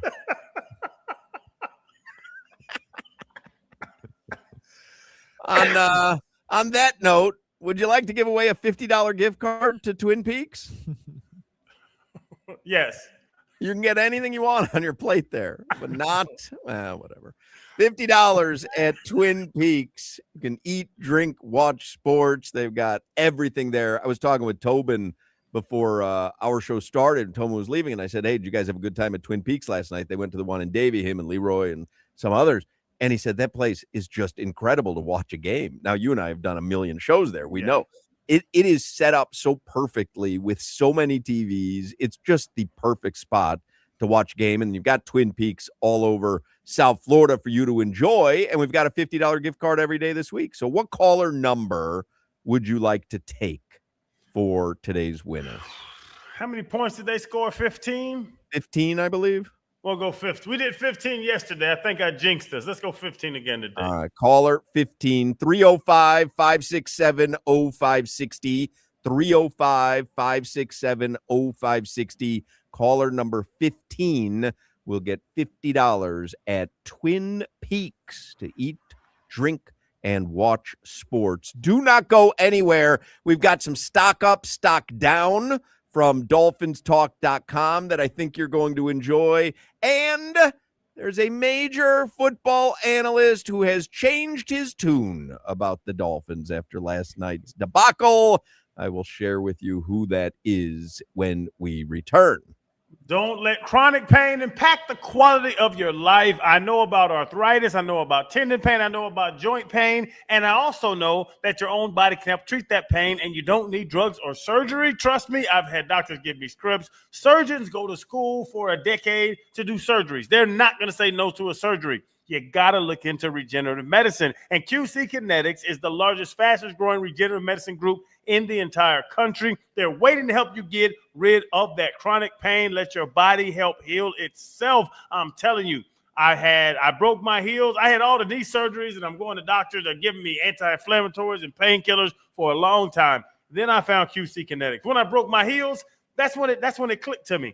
They gave me PRP shots. They gave me healing lasers. I went to 2 treatments. I didn't have to go in cast like other doctors were telling me. I didn't need a wheelchair for 3 months like other doctors were telling me. All I needed was regenerative medicine, and they are the best at it. You got to look into QC Kinetics. Don't live with chronic pain, tendon, arthritis, joint pain. I'm telling you, call QC Kinetics today. Thousands of people have been helped, and you could be the next one that gets help with regenerative medicine. Don't replace it. Regenerate it.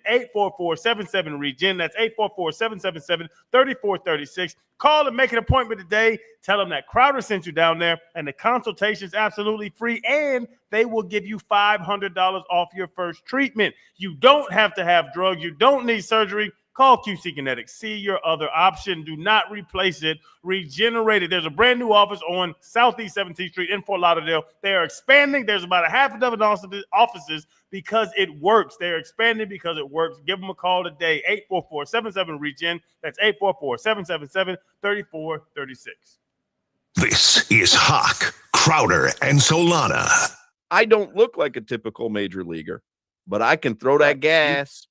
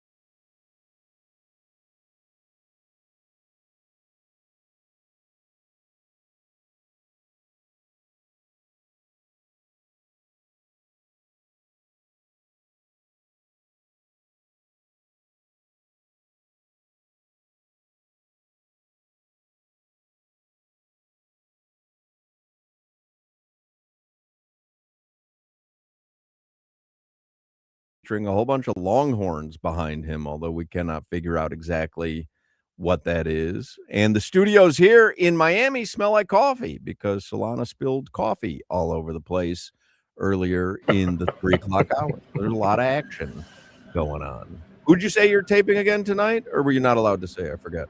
Oh, we're doing a 3-man show. Oh, that's right. That's right. End of year. You know what? I'll tell you, we were supposed to do a Heat player, but their streak was extended. So they don't feel like talking after having lost 5 in a row. And I kind of agree with them because if I lose 5 in a row, I wouldn't want to talk either. Understood. You know, ask about basketball. I like to ask about life. JB Smoove is celebrating a birthday today, and I do this every year. I ask you, how old do you think JB Smoove is? Because he's one of those guys that could be in his 20s and he could be in his 70s. So how old do you think JB Smoove is today? We've done this for a decade, and I never get closer. 62. 60. He's 60 today. It's crazy. Yeah. I met him this year, 2025, and 60 would not have popped in my head. Right. He's got a younger vibe to him. Oh, super crazy energy. Yeah. All right. By the way, the national analyst who changed their mind about the Dolphins after last night was Dan Orlovsky. Dan Orlovsky has been very positive about the Dolphins during this 4-game win streak, and he tweeted out, "Thought Miami had become a different team. Was wrong. Dead wrong." Mm-hmm. And you can't argue it after having watched that last night. They are not a different team. They went into a cold weather city in prime time, a team that wasn't a patsy. I think it's Pittsburgh. They're the division leader right now, right? Yeah. They're leading AFC North. Yes, sir. Interesting. I mean, they were saying it last night, right? That's what Aaron Rodgers wanted at the end of his career, to have some meaningful games in December, and he's got them. His numbers as well were pretty good. They were two alike. They're very similar because he had no picks, but he does not throw the ball a ton. And he certainly doesn't throw it for distance. But he played like kind of the perfect game that he needed to play to. And then, I mean, that third quarter, he just picked them apart. Yeah, a lot of those out routes to the sideline. Just let me explain to everybody. Those little tight end to the sideline routes, like the first play of the game. Honestly, Hawk, I'm no joke. You could throw that ball. There's nobody there. Those are runs. It's a long run. Those are essentially runs. It's a long handoff. So his throw to DK Metcalf was beautiful. That was a nice throw. That's what the good quarterbacks do. They don't make 45 great throws a game. They squeeze in 4, and you say they had a great game. Let's get headlines here. Do we have that sound of Mike McDaniel? Let's play this first. So earlier in the show, we played sound of McDaniel after last night saying, hey, because he was asked, would you bench Tua? He said that would be short-sighted. He seems to have had a change of mind since the flight home from Pittsburgh and up until his press availability today, which was in the 2 o'clock hour, yep. I guess. So this is a series of questions, right? There's about 3 questions where he's asked, would you consider a new quarterback for the rest of the season? Here it is. This is just like an hour and a half ago. I know you've always said consistently you're going to play the quarterback who you think gives you the best chance to win. Is that in your mind still Tua, or are you considering a quarterback change this week? Well, I think the quarterback play last night was not good enough. And so for me, everything's on the table. And who would you consider going to if you make a change?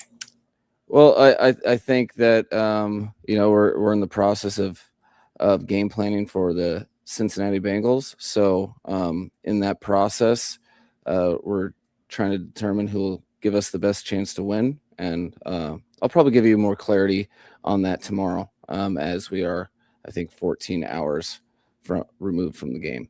Who do you expect whoever you go with to be the decision now, or have it, practice off or whatever? I would expect it to be tomorrow. All right, so he expects a decision tomorrow as to whether it's Tua, Quinn Ewers, or Zach Wilson. The way that I hear it, because he sounds like a broken man to me, the way that I hear it is I'm going to wait for Champ Kelly to tell me who I'm starting against the Bengals. That's how I take it. And I see Solana look shocked at that. He went from, hey, if I were to bench Tua, that's a rash decision. Last night, let's say, I mean, he says this is 14 hours removed from the game. So it's, 2:30, whatever. He had a very quick change of mind on that particular answer. He gave that answer 15 hours ago. It's a totally different answer. In my mind, he heard from someone, hey, that play is not up to snuff for what we need to be putting out there. And if you want your job next year, we need to see what you can do with a quarterback who has the ability to be mobile and throw more accurate passes, which is crazy to be saying about Tua. But I that's the way I take it. And I could be completely wrong. Maybe he watched the tape or thought about it himself or talked with his coordinators. But also that feels to me like something like Champ Kelly saying, hey, I think we need to make a change, and him falling in line and him saying, oh, I think they'll let me know by tomorrow. Two problems. I don't want a head coach that has to get let know who his starting quarterback is. That's a problem. And I agree with you for it to change this fast he said 14 hours. This was right around there, 12, 14 hours. And also, if Tua gets benched, I don't know who's better between Quinn Ewers and Zach Wilson, and I need a practice tomorrow on a Wednesday to figure that out. This is crazy. Right. So that would lead me to believe further he's waiting for Champ Kelly to say, hey, we want to see the young kid, regardless of whether we think he's better than Zach Wilson or not. We want to see the young kid. Or who do you think gives us the best chance to beat the Bengals? And he gives it back to McDaniel. But yeah, I don't know. That just smells funny to me, the way that changed so quickly. And who are we jealous of? We're jealous of the Bills. We're jealous of the Ravens. We're jealous of the Rams. We're jealous of the Lions. Do you think any of those head coaches have to consult with their GM on who's the head coach? No, but that's why who's the quarterback? To me, he sounds like a broken man. That's just how I took it, And I understand feeling broken after a performance like that. Like I understand that, but to me, he did. And again, don't get this twisted. I am making that up. That's what I gleaned. That's the first time I've heard it. That's what I gleaned. I could be 1,000% wrong. I usually am. Coach, the Bills just whooped the Patriots. They came back from 20 plus points down, right? If they ask Mike Vrabel, oh man, big time loss. Who's going to start at quarterback next week? Drake May starting at quarterback. Right now, I'll tell you he's starting at quarterback because he's the head coach. This guy, McDaniel's hanging on by a thread. That's a problem. I know, Solana, that's a problem. That's an issue that our head coach has to consult with people about who's the starting quarterback. Wait a second. We don't know that for a fact, though. I'm making that up. We don't know that he has to consult. So I don't want you to say it as if it's fact because we don't know that. But to me, I don't necessarily agree with you, but it does make sense from this standpoint. Stephen Ross fires Chris Grier. And the holy trinity in that building was Chris Grier, Mike McDaniel, and Tua Tagovailoa. Well, they fired Chris Grier. And Mike McDaniel now has to see the writing on the wall of, hey, if there's any chance that Champ Kelly is going to be the new decision maker in that building, I kind of have to be on his good side here. If that's who my owner or the owner is going to end up deciding whether or not I'm going to be here next year. And if Mike McDaniel goes to Champ Kelly after the game yesterday and says, all right, well, we're eliminated. Now what? And he says, I think I want to see the young guys to see what they have. I understand Mike McDaniel saying, okay, that makes sense to me. Right? I mean, doesn't he want to be on the good side of the guy? I get it. Who could literally decide his job? I get it as well, but I would say Crowder, to his point, most coaches, that's not their makeup. Bill Cowher, that wasn't his makeup. Mike Ditka, that wasn't his makeup. Aaron Glenn, I defy you to tell Aaron Glenn who he's going to be starting. So I just think it's probably, but again, I don't even know if that's the case. Mike McDaniel very well could have come to that decision on his own. But he didn't come to any decision. He didn't come to a decision last night. As the play caller and head coach, he didn't come to the decision of Tua is my guy. And then today, he kind of wavered but did not come to a decision of Tua is my guy. And then with the follow-up of, okay, if Tua is not the guy, who's the guy? I don't know who's the guy. If he's not the guy, but I'm not locking into Tua, and I'm not locking into Quinn, and I'm not locking into Zach. This is a broken system. That's my point. Even Hoch, like, to your point, I'm not even saying we're putting something out there that's unreal. His answer in 12-hour increments is saying that this is a broken system right now because we don't know what the hell is going on. Why can we not ask the head coach who calls the offense, who is going to throw the ball in your offense 6 days from now? Oh, my, maybe we'll see. That's crazy in week 15. Another element or layer to this could also be the guy writing the checks, the big guy up top with Tua Tagovailoa. And Mike McDaniel was asked about, this decision potentially benching Tua and whether or not the owner, Stephen Ross, would be aware. A quarterback who doesn't perform maybe as well as Tua has at his best, has Stephen Ross give you an assurance that it's not going to be held against you? Do you have his blessing to start a different quarterback? Well, I think, first and foremost, there's, I try to keep the conversations that I have with the owner between myself and the owner. Bottom line is, like everybody else, he wants to win football games, is disappointed when we don't. But, I think that the biggest thing is that my job, as he's hired me to do it, is to do the best thing for the football team. So a lot of times that's doing the hard thing. But regardless, it's always with that same best interest in mind, which is what gives us the best chance to win the game, whoever the next opponent is. What's hard about starting your $250 million quarterback? Well, this is a difficult decision, as much as it's smacking us in the face after watching Tua last night. This is a difficult decision. Yes. Why? Because Mike McDaniel was, from all we know, the catalyst in them giving Tua a $250 million extension, right? It is a big deal to 14 games later say, you know what? Probably better off with the 7th round pick that we took a flyer on in the draft when everyone else was off our board. This is not like, we look at it as, oh, there's no way that Ewers or Wilson could be worse than Tua out there. We watched him last night. He's not mobile. This has so many tentacles to it, much of which is monetary. But I take you both back to what Crowder told me last week when I was making the case you start Quinn Ewers over Tua Tagovailoa. And I know you guys, you're upset about that.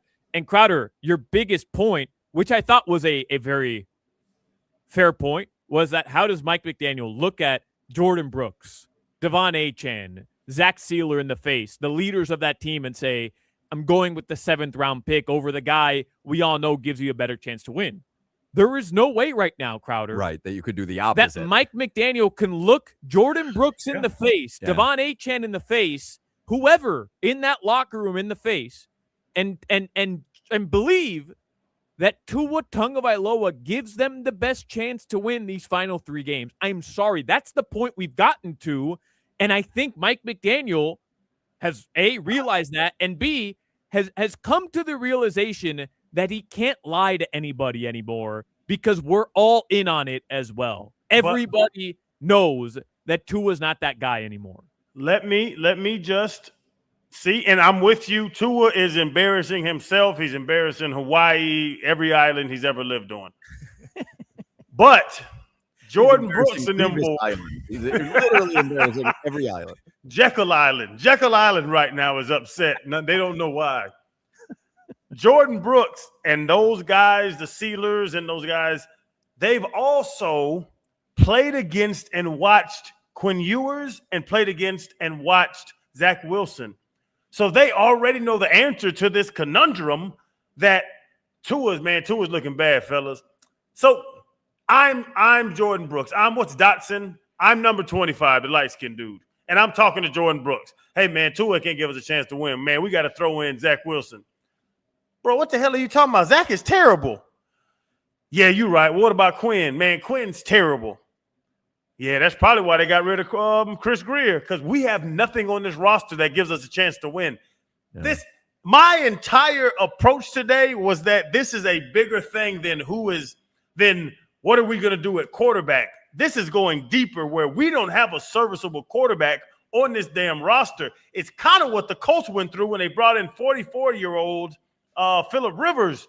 How the hell are we going to score points moving forward? We got 3 weeks to score points. Those 3 weeks don't mean nothing. Crazy, who is going to score points for 3 weeks? We don't know. We're in the situation that Indianapolis was in.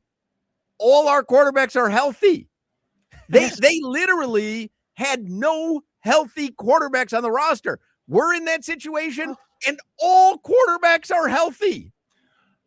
Tua was getting hurt, and we were struggling, and we thought it was because Tua was hurt. Now, Tua's always hurt physically.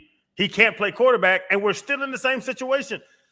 Your take 2 years ago where the most important position on this team was backup quarterback is coming around, and the hen has came to roost, whatever the hell the saying is. But we don't know about Zach Wilson. That's the weird thing is we saying do know about Zach Wilson. No, we don't, because you could have said the same thing about Sam Darnold, and you could have said the same thing about Daniel Jones, and you could have said the same thing about who's the other one that had the resurgence? Sam Darnold. No, Sam Darnold, Daniel Jones. Those are the two I mentioned. Baker Mayfield. Oh, Baker Mayfield's a good one. I wasn't thinking of him. But you honestly could have said that about a lot of people. You don't know with Zach Wilson, which, by the way, if I was Champ Kelly at this point, watching what I watched last night, I would say to Stephen Ross, if Stephen Ross called me and said, well, what do you think?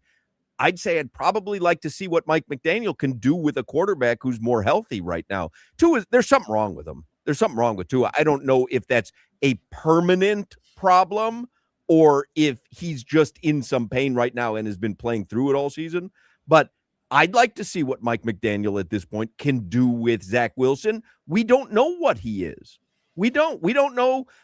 Geno Smith, go back to Geno Smith after the Jets. You didn't know what he was going to do out there when he did. So that's unfair to Zach Wilson to say, oh, we know what he is because we saw him. Well, no, you saw a lot of guys before they had a resurgence with someone who made them look like they looked in college. See what Zach or Quinn have and see if they become Baker in Tampa, Daniels in Indy, or just something different than Tua. If they go out there and the offense looks like it does under Tua with a younger, healthier quarterback, either one of them, then you can go, hey, maybe there's something wrong with the coach and the offense and the plays that are being called. If it looks like a completely different team, then maybe by process of elimination, you can say, you know what? It's probably not Mike McDaniel. We never thought it was. It looks like Tua's run his course. Then Tua has to go on IR because there's no way you give a guy that much money and he just can't do it anymore. We have to prove he's hurt. Well, I mean, you still pay them on IR. I'm just saying, no. For Mike McDaniel's job, he has to prove that I did not evaluate Tua wrong. I evaluated a healthy Tua. Now he's a hurt Tua. That's why he can't perform for in sure. the offense. I mean, Nick Saban's been saying that for years about Dante Culpepper and Drew Brees. I mean, listen, you can write the narrative however you want to write it. He's blamed the doctors for 10 years. Goodness, 20 years. Let's do a quick look at the headlines here with Solana, brought to you by Durrell Volkswagen, home of the Pricito, our lowest price. Visit them at Durrell Volkswagen or DurrellVolkswagen.com. Objectively speaking, I think it is funny to look back at yesterday. We're talking about, can the Dolphins actually go into Pittsburgh and win that game? And there were reasons for us to believe that they fooled us again, because objectively speaking, they had not lost the Steelers on Monday Night Football at home since 1991. And Tua Tagovailoa was going to go into Pittsburgh in 15-degree weather and end that streak. Like, it's just silly now to think about it.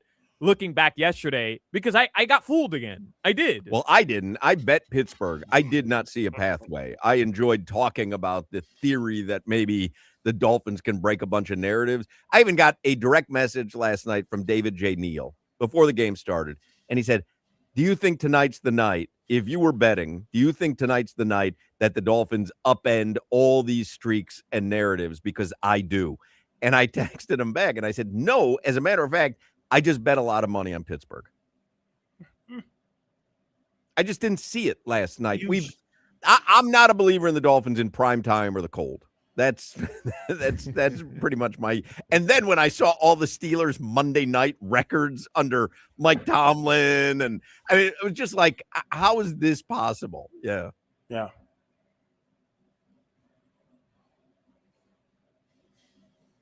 The Heat lost yesterday as well. They lost to the Raptors. They've lost 5 consecutive games. Not good for the Miami Heat. So I only turned it on late. It looked to me like the Raptors were out hustling the Heat to the boards. Did I misconstrue that? I saw that. Like, I was watching the fourth quarter, and I just saw the Raptors, like, saw the Heat standing around a lot. And I was actually listening to Crotty and Eric Reed, and they were kind of like, oh, there it is again, like Raptors crashing the boards. Yeah, I mean, they got burned the same way that they've gotten burned in all these games, which is they can't hit threes right now. That's a major issue. The Raptors, who take less threes in the Heat per game, make less threes in the Heat per game, had almost double the amount of threes made as the Heat, took significantly more in the game as well. And I hate to just kind of look at one thing and say, hey, it's a make or miss league, as cliche as it sounds, but it really is. I mean, the Heat are without Tyler Hero in that game. They can't hit threes. They can't. And, you know, they end up losing by 10 or whatever it was. That it's as simple as that. Like all the things that were working for them earlier, bench play. Simone Fontecchio was hitting threes. Jaime was just unstoppable getting to the rim. Fontecchio started last night, right? He did, yeah. And for Tyler. All those things have regressed, and Norm's not playing out of his mind anymore, kind of making up for the games where those things weren't working. So you're losing games, winnable games right now. You want to know what Joe Shad just tweeted out? The stats from Ryan Tannehill and Tua. Who do you think has had a better statistical long run with the Dolphins, Tannehill or Tua? Their entire career? Because how long? This is Tua's 6th season, maybe? 6 seasons. And how many seasons did Tannehill have? Maybe 6 7? or 7. Yeah. But technically one of them was upended before it even started because he had the knee injury, and they went and they got this is based on these are Dolphins QBs. Tannehill with 88 Dolphin starts, Tua with 76 Dolphin starts. Oh, Tannehill's killing his ass. You'd think. So Tannehill has a 42-46 record. Tua has a 44-32 record. So that's in Tua's favor. Tannehill had give him one more season, though. Tannehill had an 87.0 rating. Tua's got a 96.4 rating. Tannehill, 123 touchdowns, 75 interceptions. Tua, 120 touchdowns, 59 interceptions. Both of them 0 playoff wins. But Tua's had a statistically better run with the Dolphins than Tannehill. Yeah, conservative, nice, pleasant quarterbacks. I think I think you're talking more about Tannehill than Tua at the beginning. At the beginning, like Tua at the beginning was not a conservative quarterback. They didn't run. I mean, Flores, yes, maybe, but in the Mike McDaniel Tua era, that was not a conservative offense. No, 23. We're going to live off 23 for the rest of Tua's life. We're going to talk about Tua in 2023 until our kids have kids. Yep. Yeah, because he looked really good to start the season. Teams don't give quarterbacks $250 million based on nothing. Now, Daniel Jones got a massive contract, I think, from the Giants, right? Like, sometimes it's one season and you cash in because the timing is right. A bunch of people saw something from Tua in 2023. Somebody A bunch of people saw something from Daniel Jones. I mean, I could go down the list of quarterbacks who got a huge payday and then it just faltered. And we're going to have to deal with 20 more games from Tua until we can move forward from that contract. I don't think you can. I'm sorry if you're Stephen Ross and you put out that stupid memo a season ago about no more status quo, and literally exactly a year later, week 16, you lose that big game on the road in Pittsburgh, just like you lost the one in Houston last year. You're 6-8 again going into week 16. It's literally status quo. There is no way you don't buy out Tua Tagovailoa's contract. Well, again, there's no I don't think it's money related with Stephen Ross, because I don't think Stephen Ross hesitates to give someone money, whether it's to go away or not. It's cap related, though. That's the problem. So you can give Tua his money and go away. The cap issue, you can't go out and get a great quarterback at a big price. Don't. So, okay, that's fine, but now you're trying to do it on the cheap, and that very rarely works out. Look what the Broncos did. I mean, that to me, if you're the Dolphins, has to be the formula. Right. Get rid of Russell Wilson, bring in Bo Nix. Perfect. I mean, honestly. No, but it's not even Bo Nix. It's, hey, draft correctly, make the right signings within the margins, and start rebuilding your team and hope that within 2 to 3 seasons, you're a different type of team, you're a different type of organization, and you're going in a different direction. Stop spinning your wheels and get off the hamster wheel. Stop. It's enough. My entire life, this is what you do. You fall in love with the 6-8 team, the 9-8 team, the 8-8, 7-9 team. Stephen Ross has to buy out Tua, understand next year will be a bridge year to hopefully take 1 step back to take 2 steps forward quicker than jumping on the hamster wheel. Well, why would you at that point, why would you buy him out? Just have him be your backup? Because you have to make sweeping changes. No, Solana. This is to Hoch's point. I was just going to ask this question. If you're gonna have next year a buffer year, why not bring back Tua and not have to pay $99 million against the cap? Just give him his 52, let him play 17 games. You're going to go about 500. We know what's going to happen. And then reset really totally in 2027 with a full salary cap. I think a less wealthy owner might be inclined to do that. I don't think Stephen Ross cares about it. It's just, if I'm going to do that, show me who we're bringing in. Like, what are we doing? And that I don't know who has the answer to that. Who is it? Because it has to be a young quarterback. You can't go sign you like that. Joe Burrow is a pipe dream now when you pay Tua 52 and it's 99. Right, you don't have the money. Yeah, you don't have the money. So who is it? Is it Diego Pavia from Vanderbilt? No, please no. That kid's such a douchebag. Maybe we get Lagway. Oh goodness! Please don't bring him to Miami. I would move. All right. Anything else in the headlines? Because we got to get through the headlines. The Panthers won yesterday. The Heat lost yesterday. The Dolphins lost yesterday. The Dolphins have been officially eliminated from playoff contention. I didn't know that. Your weather in South Florida right now, it is partly cloudy. Tonight, the lows are going to drop into the mid-70s. That's brought to you by Chill Zone AC, featuring reliable Root AC systems. Visit chillzoneac.com. Couple of big nights at Cheetah Pompano and Cheetah West Palm coming up. Tomorrow night, Cheetah Pompano is having their sexy Christmas party. Open bar, 6:30 till 7:30. Holiday carving and dessert station, 8 till 10. $100 bottle specials and more. That's tomorrow night, Cheetah Pompano Beach. Cheetah Palm Beach is having their Christmas party tomorrow night as well. Complimentary holiday cheese and dessert station, complimentary carving station, 6 till 7. Open bar, 6 till 7. Again, 10 till 11. And they're going to be giving away a holiday platinum VIP card valued at $1,000 as well. So tomorrow night, Cheetah Pompano and Cheetah Palm Beach will be going off.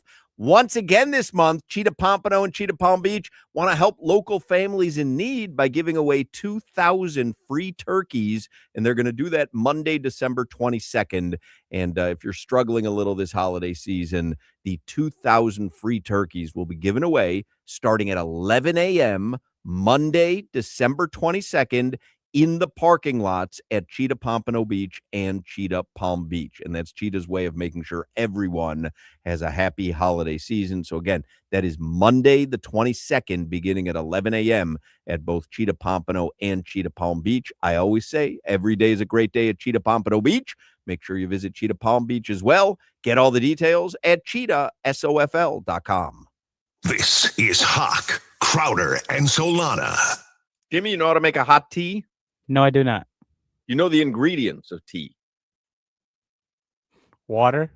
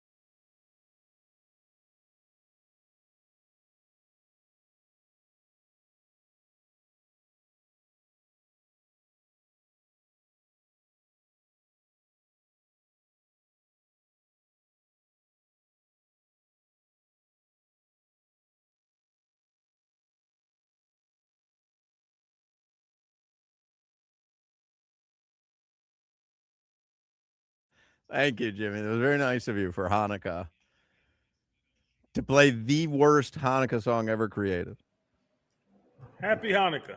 Thank you. Appreciate that. Why don't you play the Sandler Hanukkah song? The hell is this, Jimmy? You know who this is? I think this is one of the guys from Hamilton. This is Hamilton. Yeah, Yeah. Daveed Diggs. Yeah. Yeah. Never heard it. His voice is very recognizable if you've seen Hamilton. Yeah. Anyway, time to tell you about my good friends in the award-winning team at Durrell Volkswagen. Right now, did you tell him to play that? I did, yeah. Right now, you can select from a huge inventory of new Volkswagen models like the Atlas, Tiguan, and Taos. They have the perfect new Volkswagen for you in stock and ready for immediate delivery. With competitive financing and flexible lease options, you'll get the best deal at Durrell Volkswagen. Nobody sells for less. That's Durrell Volkswagen. You're a team player, Jimmy, because I threw you under the bus. I said, why would you play the worst Hanukkah song ever made? Why not play Sandler? And you didn't say that Solana told you to play that. And then Solana even jumped in and said, who is this, Jimmy? And you still didn't break. That was good teamwork, Jimmy. You took one for the team. I surely did. You did. And you don't ever do that for him, Solana. I would have thrown you under the bus immediately. In fact, I did. I did throw you under the bus immediately. Funny. We haven't laughed today, and I'd like to continue that.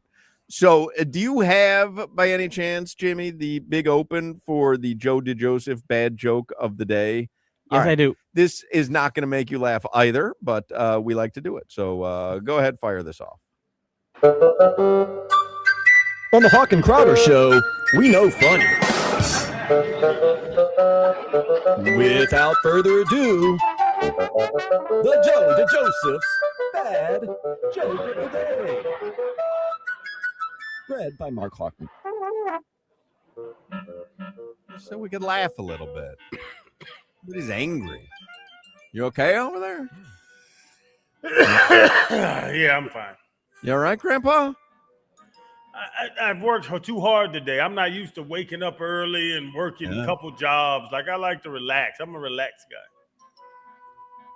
I just finished writing a book on snakes. Would have been much easier if I had just written it on paper.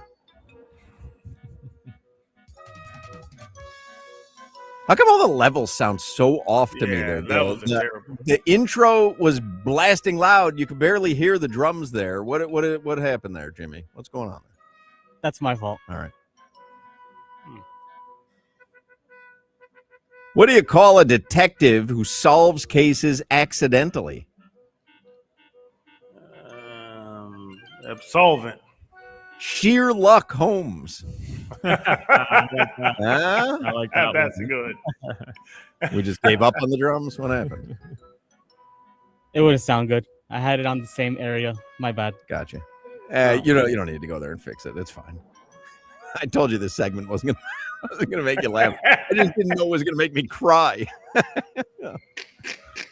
What does he have it on? Both on the same pot? Is that the problem? Yeah. Yeah. I don't want to throw him under the bus because he didn't do it to me. So, but I'm just gauging that's what's going on. That he's got both those sound effects. He lowered the bed so we can talk over it, and he's trying to play the sound effect from the same pot. So if he raises it up, the music's going to start blasting as well. Yeah, that's why we have a different pot. I got you. Big man Solana. Here we go. I figured it out. Don't worry. I have been banned by the Secret Cooking Society. I keep spilling the beans.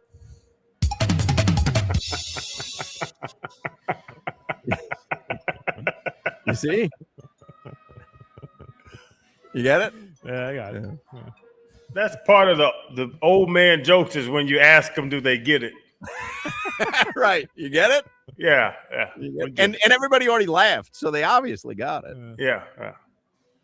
I asked a woman at Publix, could I have her number? She said, yeah, 140 over 95. Yeah.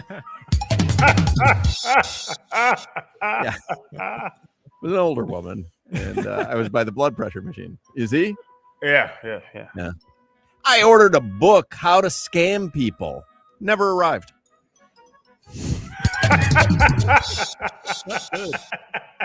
That's good.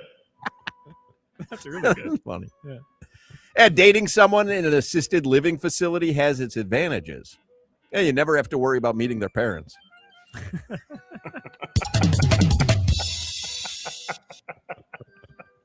All right. Everybody feel better? I do. Sometimes you just need a laugh. It's like an angry tenor on the show today. I see it on like the text line and the chats and whatever. It's like angry. People get disappointed with their team. I get it, but it's like we're not the decision makers. No one who has anything to do with anything with the Dolphins is listening or part of this show. If you're genuinely mad today and disappointed, heartbroken, then you haven't been paying attention to this franchise for a long time. I'm sorry. This was pretty much written in stone when you were 2-7 and you fired the general manager. How many teams, Crowder, fire the GM in the middle of the season Solana. And make the playoffs? I mean, no, Solana, I'm upset because I think Hoch was talking to me because I was the negative voice on this show. It's because I've been telling y'all this McDaniel thing is over, and you're telling me, which I agree with, I think he's going to get another year. I think we are jumping on a hamster wheel. I love you used the analogy earlier.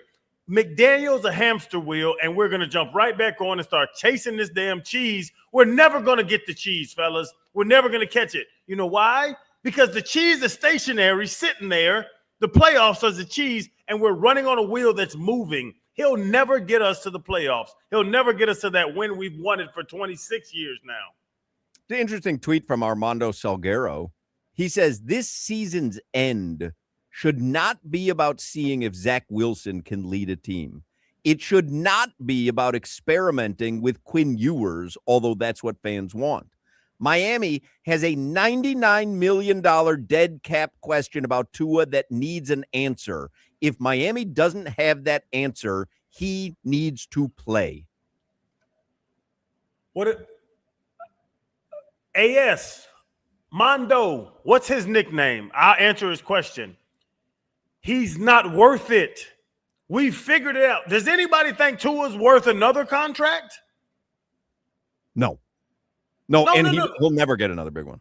But let's think about that. So to Armando's point, if the guy that's worth $52 million next year, if you do not want him on your roster the following year, do you want to give him $52 million? No. We are eating $52 million. We're eating Mike McDaniel's contract. We are just dealing with 2026. That's why I'm upset today, because I've been saying it for about 3 weeks now. This is not a winning formula that we're living in right now in Miami. Armando also tweeted out, Mike McDaniel was hired to fix Tua Tagovailoa, particularly after Brian Flores wasn't a fan of the QB. It worked for a couple of years, and that's why the Dolphins gave Tua a $212 million contract with McDaniel's blessing. But if McDaniel is possibly going to bench Tua now, that is as much a statement about the coach as the QB. Those two are tied at the hip. Mm-hmm. That's why I believe to you the Mike McDaniel sound that we played from earlier from his press conference today was someone had told Mike McDaniel, no, you might be making a change. Because all my intuition says if Mike McDaniel all of a sudden decides to make a change on his own, he's doing himself in, and nobody does that. If they're tied at the hip, push them both off the raft. Yeah. Most people, I would say 99% of Dolphins fans would agree with you. All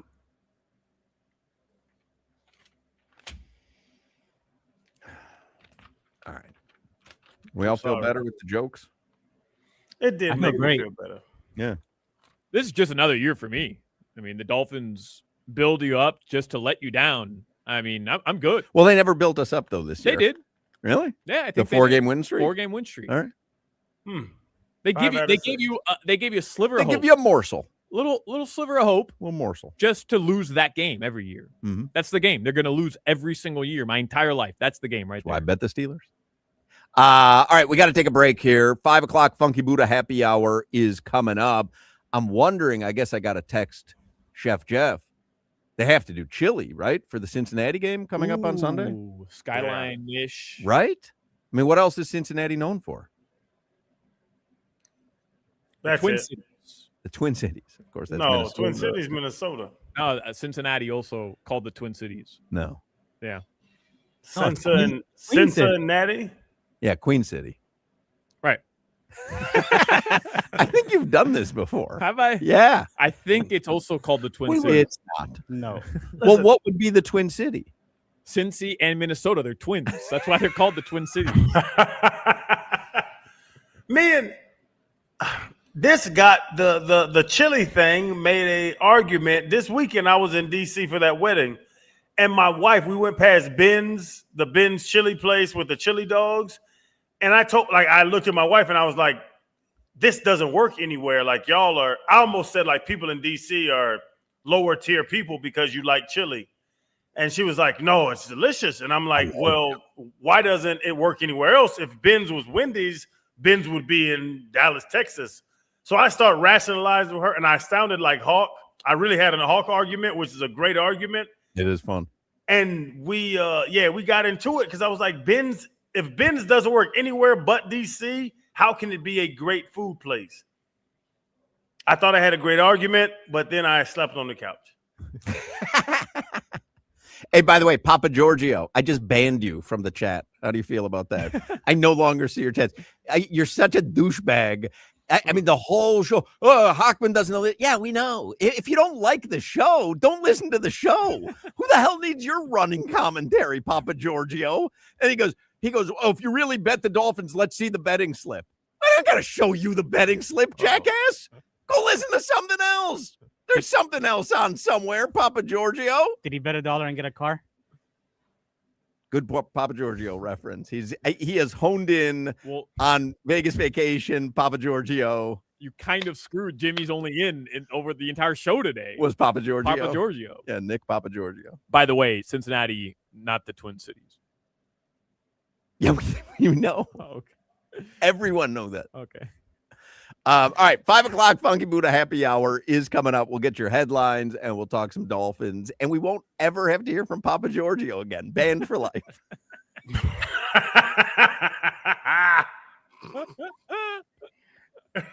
Cat for life loves Jimmy. I love like Jimmy too. too. It's too much power to put in one person's hand because I clicked on it and it's like, oh, you can put them in timeout for 24 hours.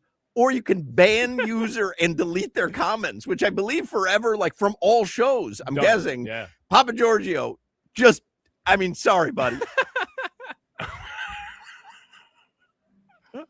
Can you do that to a guest? Because I think y'all would have banned me years ago. You're not a guest. Your name's on the show, Crowder. I'm not a guest. You're not a guest, actually. This is your show. Man, this is beautiful. Y'all got to go to Delaware Chicken Farm and see. Watch though, right? Papa Giorgio can still watch.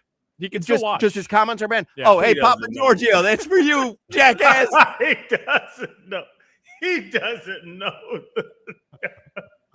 Listen, Papa Giorgio, you can still get great food at Delaware Chicken Farm and Seafood Market. I'm your buddy. I'm going to watch out for you. All the delicious food, and you know this time of year, you're getting together with family, all the holidays, the Hanukkah, the Christmas, the everything, the New Year's menu. Listen, go to Delaware. If you're eating food, who doesn't every single day? Get it from Delaware. Lamb, beef, veal, pork, poultry, duck, turkey, lobster, shrimp, fish, alligator, venison, frog legs, scallops, oysters, clams, crabs, stone crabs, all the sizes, all the best price. I'm telling you, and they have the mustard sauce on the side. Go to Delaware Chicken Farm and Seafood Market. DelawareChicken.com is the website. Go to the website, see the menu. Curbside delivery is available. They'll bring it out to the car. My man Jose, he's locked this thing in. They've been in Hollywood, Florida area since 1951. They know what they're doing. If you are eating, go to Delaware. Call them in advance, 954-983-6831. That's 954-983-6831. Place your order. It'll be packed and ready when you get there. They'll bring it out to the car, curbside delivery, because all they want to do is get delicious food back to whatever function you are having. I'm telling you, you got to get Delaware's food. You're going to go back. I've been going since 05, 20 plus years, and I'm going to go for the next 20, 30, 40. As long as I'm living, I'm going to Delaware. And Yacht Provisions, a beautiful yacht on a beautiful day with Delaware food, I'm telling you, you got something going. Get to Delaware Chicken Farm and Seafood Market. They're located on 441, 1 block south of Sterling Road. When y'all get down there, grab your Crowder powder. They have all 3 blends, and tell them Crowder sent you. Is Hoch, Crowder, and Solana. Is there any possibility that Billy the Marlin is a bird?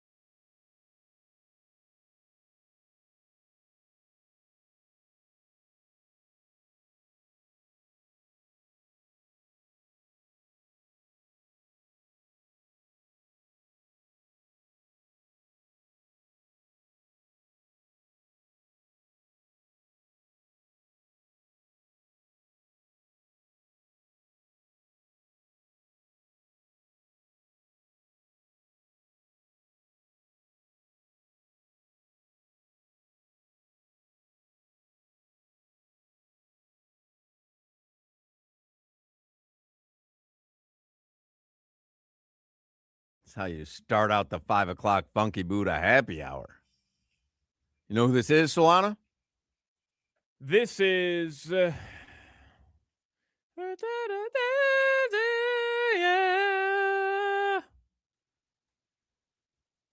Is this KC and the Sunshine Band? You're in the genre, but it's the Bee Gees. The Bee Gees. I should know that. The Bee Gees. You know why I'm playing it? Saturday Night Fever. Let's see. Saturday Night Fever, released on this day in 1977. This, of course, on the soundtrack. Rain Man was released on this day in 1988. Who's in Saturday Night Fever? Travolta? Travolta. I've seen that. Yeah. So I would have tried to unban Papa Giorgio. I loved the bit, but I was going to unban him, but I can't figure out how to do it. I think I can help you out. Should I, though? Well, that's up to you. As our friend K-Space says, was definitely the highlight of the show. Top 10 moment. And was it him that said, yeah, he said, the one found power Hoch has. With great power comes great responsibility. Mm-hmm. And that is true. If you want to unban Papa Giorgio, you're more than welcome to, but I retain the right to reban him if he starts bringing the nonsense again. I don't think I can, actually. I don't think I have permission to do it. I don't know how to do it. Yeah. You know what? I've thought about it again. Papa Giorgio, you go to hell. You're banned for a reason, jackass. No, I'd unban you. Hey, consider yourself, Papa Giorgio, consider yourself unbanned. I just can't see anything that you... We just can't see anything you write. But I think he's only banned on the YouTube chat because I don't think I'm signed into Twitch and you know there's 3 different chats going on. Yeah. Well, no, do you see it at the top? No, right. Those are just 3 different streams, places where our stream is sent to. One of them is not for public consumption. It's just the way that we can actually download the video. But the Twitch side, I don't think I can ban off Twitch from here. We can't from here. We have to actually log into the Twitch account. Papa Giorgio, you are welcome. I don't know if he was posting on YouTube or Twitch. He was posting on YouTube, but he could also just create another YouTube account, which I'm sure he'll do. That seems to be more logical. Sure, yeah. But then you've got to go through the hassle of making the new account, and then you got to make sure you sign into that account and whatever. So, well, listen, behave better. You won't get banned. Yeah, I'm looking now. I don't think I can unban people. The text line gives you that option. You can just unban Correct. a number. I don't think I've banned anybody on anything, though. Right. Let's see here. Oh, there's banners. I see that. Huh. Okay. Somebody says, what happened to Crowder? He had to go. He'll be back for the next segment. Probably interviewing another washed NBA player. Yeah, I don't know how to unban someone, Papa Giorgio, which, by the way, let that serve as a warning for anyone who wants to get lippy on the chat. Once I ban you, it's permanent, and I can't undo it. I have no idea how. All right. Somebody texts in on the text line. The text line's completely different. Somebody texts in, I hope I'm not banned from the show. I've disagreed here and there. Heck, I've given praise. But I haven't been enough of a bleep to get banned, I hope. LOL. You have not. Somebody chats in, did you give away the Twin Peaks gift card? We did. Ban that person. Not listening. Somebody else texts in. This is off the text line. How dare you? This is Papa Giorgio's grandfather. Grandpapa Giorgio.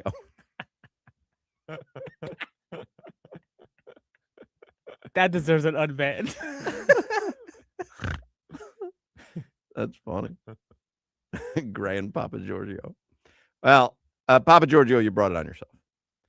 5 o'clock hour is the Funky Buddha happy hour. So I texted Chef Jeff at Funky Buddha. Obviously, Funky Buddha, I'm imagining people have already booked their holiday parties. But if you haven't, last second opportunity, I guess, if they're not all booked up to book your holiday party, go to funkybuddha.com. And if you're looking for a gift for someone for the holidays, might I suggest you give the gift of beer this holiday season, give them an Imperial Club membership at Funky Buddha. That's a members-only club that grants access to 5 exclusive barrel-aged beers, each with collectible, unique labels every year. Now, what's tonight? Tuesday? What do they have at Funky Buddha tonight? Tuesday. Isn't that the what's the game? You don't know. No, the game that they play. Magic the Gathering? Magic the Gathering night. No, it's Texas Hold'em night. Hmm. Texas Hold'em. Close. They've got poker. They had one that started at 4. Obviously, you missed that one. But like I say every week, what are you doing at a brewery at 4 in the afternoon playing poker? Get a job. But they have more Texas Hold'em poker starting at 6 p.m. and 8 p.m. tonight. So I texted Chef Jeff. You know, they do at Funky Buddha eat the enemy. So whoever the Dolphins are playing, they have a little watch party at the brewery, and they put a special menu item just for that enemy's city. And this week it's Cincinnati. And I said, please tell me you're doing chili for the Cincinnati game. And they are. So at Funky Buddha on Sunday, you can get, just like Skyline, 2-way over spaghetti, 3-way spaghetti and the finely shredded cheddar, 4-way spaghetti, onions, or beans, and 5-way spaghetti, cheddar, onions, and beans. And then he said a little cinnamon and a touch of cocoa, which is the way they do it at Skyline. They do. It's got a very definable cinnamon flavor. There's 2. There's competitors, Skyline and Papa Giorgio. Papa Giorgio. I found out how to unban him, by the way. I've you figured did? it out. Yeah. Did you unban him? I haven't yet. All right. I'll wait for your recommendation. Yeah, we'll see how we feel. Okay. Yeah. There's a lot of people banned. Really? Yeah, a lot. Like where'd you find all the banned people? I have access to that things that you don't. I got you. Mm-hmm. Yeah. I don't think you do. I think I do. All right. Well, I'm going to change the layout right now. Right, I have that access, but I can't even find it. Well, then maybe you don't have that access. No, Jimmy. That's like saying I have damn. the I have the combination to the safe at the bank, except I don't know what it is. Like, well, then you don't.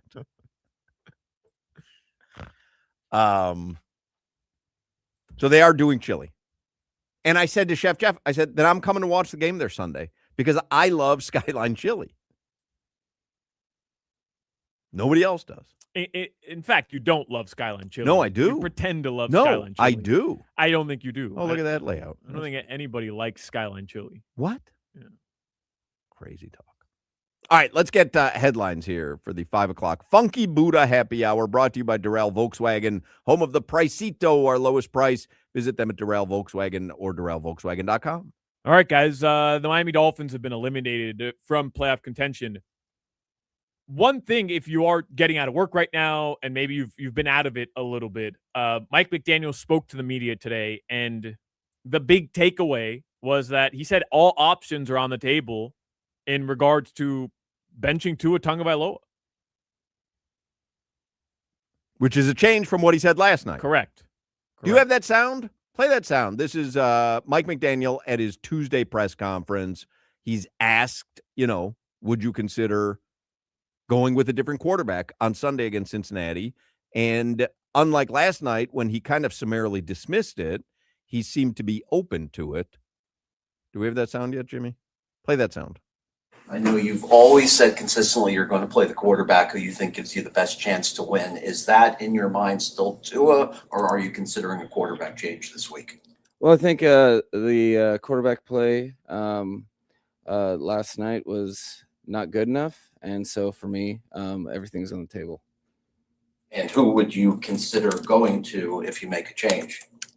Well, I think that, we're in the process of game planning for the Cincinnati Bengals. So in that process, we're trying to determine who will give us the best chance to win. And I'll probably give you more clarity on that tomorrow as we are, I think, 14 hours removed from the game. Who do you expect whoever you go with to be the decision now, or have it, practice off or whatever? If this I would expect it to be tomorrow. I've never heard Mike McDaniel say about a star player like he did about Tua there, his play wasn't good enough. And he's never said that about Tua either. He never talks that way about Tua specifically, but really never even about his stars. It's always like, hey, we've got to figure this out. There's a lot of blah, blah, blah. That was, I'm telling you, was such a tone difference from last night after the game to today. His play wasn't good enough. Like, you just don't hear that from him. Ever. But maybe, going back to our conversation earlier, there was a conversation McDaniel had with somebody. That's what I think. That's allowed him this opportunity right now, whether he wants to or not, to talk about this change. He just said that the franchise quarterback, the highest paid player in the organization, the guy who he has vouched for since he's been here, is not good enough to play for them right now. Shocking. All right, what else do you have in the headlines? You want to guess the favorite right now to win the Super Bowl? Entering Week 16. Well, yesterday we talked about it. Yesterday it was the Rams. The Rams. Yeah. Heavy favorites. Second, though, to win the Super Bowl. Buffalo. Seattle. And then Buffalo. No. Third, then Denver, and the Philadelphia Eagles are not far behind. A lot of people talking about Fernando Mendoza. He continues his Heisman tour, but I was reading earlier today, expected to go number 1 overall. Yeah, someone had DM'd me, hey, we got to trade up to get Mendoza. I was like, okay, good luck. Coming up on the radio station tonight, Hurricanes basketball. They host at the Watsco Center my FIU Panthers. Wow. Kane versus FIU. Hollywood's going to be on the call tonight on this radio station for the Hurricanes broadcast. Okay. That starts at 6:30. You have Hurricane Hotline. Hurricane Heartline? Yeah, Brian Hartline and Josh Hart? Sure. Hurricane Heartline, that begins at 6, and then Canes basketball at 6:30. You know why Joe Zagaki's not here? His daughter was married. That's right. Mm-hmm. She got married. He gave his daughter away. That's right. Has to be an emotional time for I'm Joe. sure. Talk about a couple months. He was given the honor at the University of Miami with the got tapped in. He was tapped in. Yeah, he was. Yeah. And now his daughter is married. Is no longer his. Yeah. Speaking of children, Josh Appel, our friend, is in the process of having a baby right now. They're at the hospital. He doesn't strike me as somebody who will be cool and composed while his wife is going into labor. Just she's in labor. Yeah. Chef Jeff just sent me a picture of the pierogies that they did last night for the Steelers game. Those look really good. That's a good looking plate of pierogies. That looks fire. You see that, Papa Giorgio? I want to let us know what you think. Hey, I'm curious. Put on the chat what you think of these pierogies last night at Funky Buddha. I'd like to hear from Papa Giorgio specifically. Wow, my sweater smells like coffee. Your weather in South Florida right now, partly cloudy tonight. The lows are going to drop into the mid to upper or low 70s, I should say. That's brought to you by Chillzone AC, featuring reliable root AC systems. Visit chillzoneac.com. Hoch, I'll be at the UM-FIU game. You're going? I'll be there. I'll be on the call, not on QAM, though. What? But Hollywood is bringing me on to preview the game. Well, where are you going to be on the call?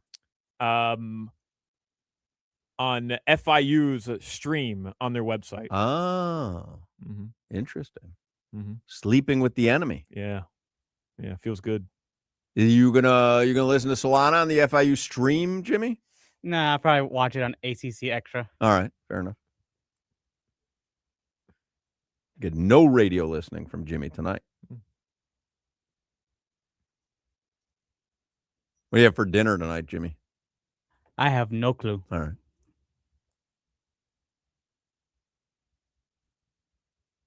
Are you going to maintain you brushed your hair today? I did brush my hair. Okay. Whatever you say. All right. What does it look like before you? It's a mess. All right. Anything else? Good to go, Hoch. Arande Gadston in the next segment. Gulfstream Park in beautiful Hallandale Beach. They are off and racing. The championship meet is on. I was there Saturday. I had such a lovely afternoon. My wife and I and the ticket wizard and his wife, we had a delicious lunch at 10 Palms, and we watched, I don't know, maybe 12 races. We had just a great afternoon at Gulfstream Park. I recommend it for everyone. You can witness the nation's top horses and jockeys compete on the iconic Gulfstream track and enjoy the thrill of racing all season long. Make it a full day out in 10 Palms with premium dining and unbeatable track views. Gulfstream Park, ring in the holidays every night through December 31st. You can come out to Gulfstream Park Village. Families, you come out, you view the seasonal lights in their open-air village center. The property is illuminated in more than 250,000 LED lights, all set to the sounds of holiday music. It's a 10-minute light show. It begins at the top of every hour, 6 p.m. till 11 p.m. The Symphony in Lights, perfect way to experience holiday magic. Lights, Santa visits, snow shows, and more. New Year's Eve is going to be here before you know it, and you can ring in the new year at 10 Palms. An incredible way to ring in the new year. Get your tickets now. The ultimate New Year's Eve celebration. Ticket includes premium endless dining, live band, a DJ, party favors, photo booth, and a midnight champagne toast. Don't forget, purchase your Pegasus World Cup tickets. That's going to be here before you know it, and tickets sell out every year. By the way, Gulfstream Park has live racing Christmas Eve. Many tracks do not do that. Gulfstream Park has live racing Christmas Eve day. So that's a little something for you to do if you're looking for something next week. Get all the details, purchase your tickets at GulfstreamPark.com. This is Hoch, Crowder, and Solana. You know who never just kind of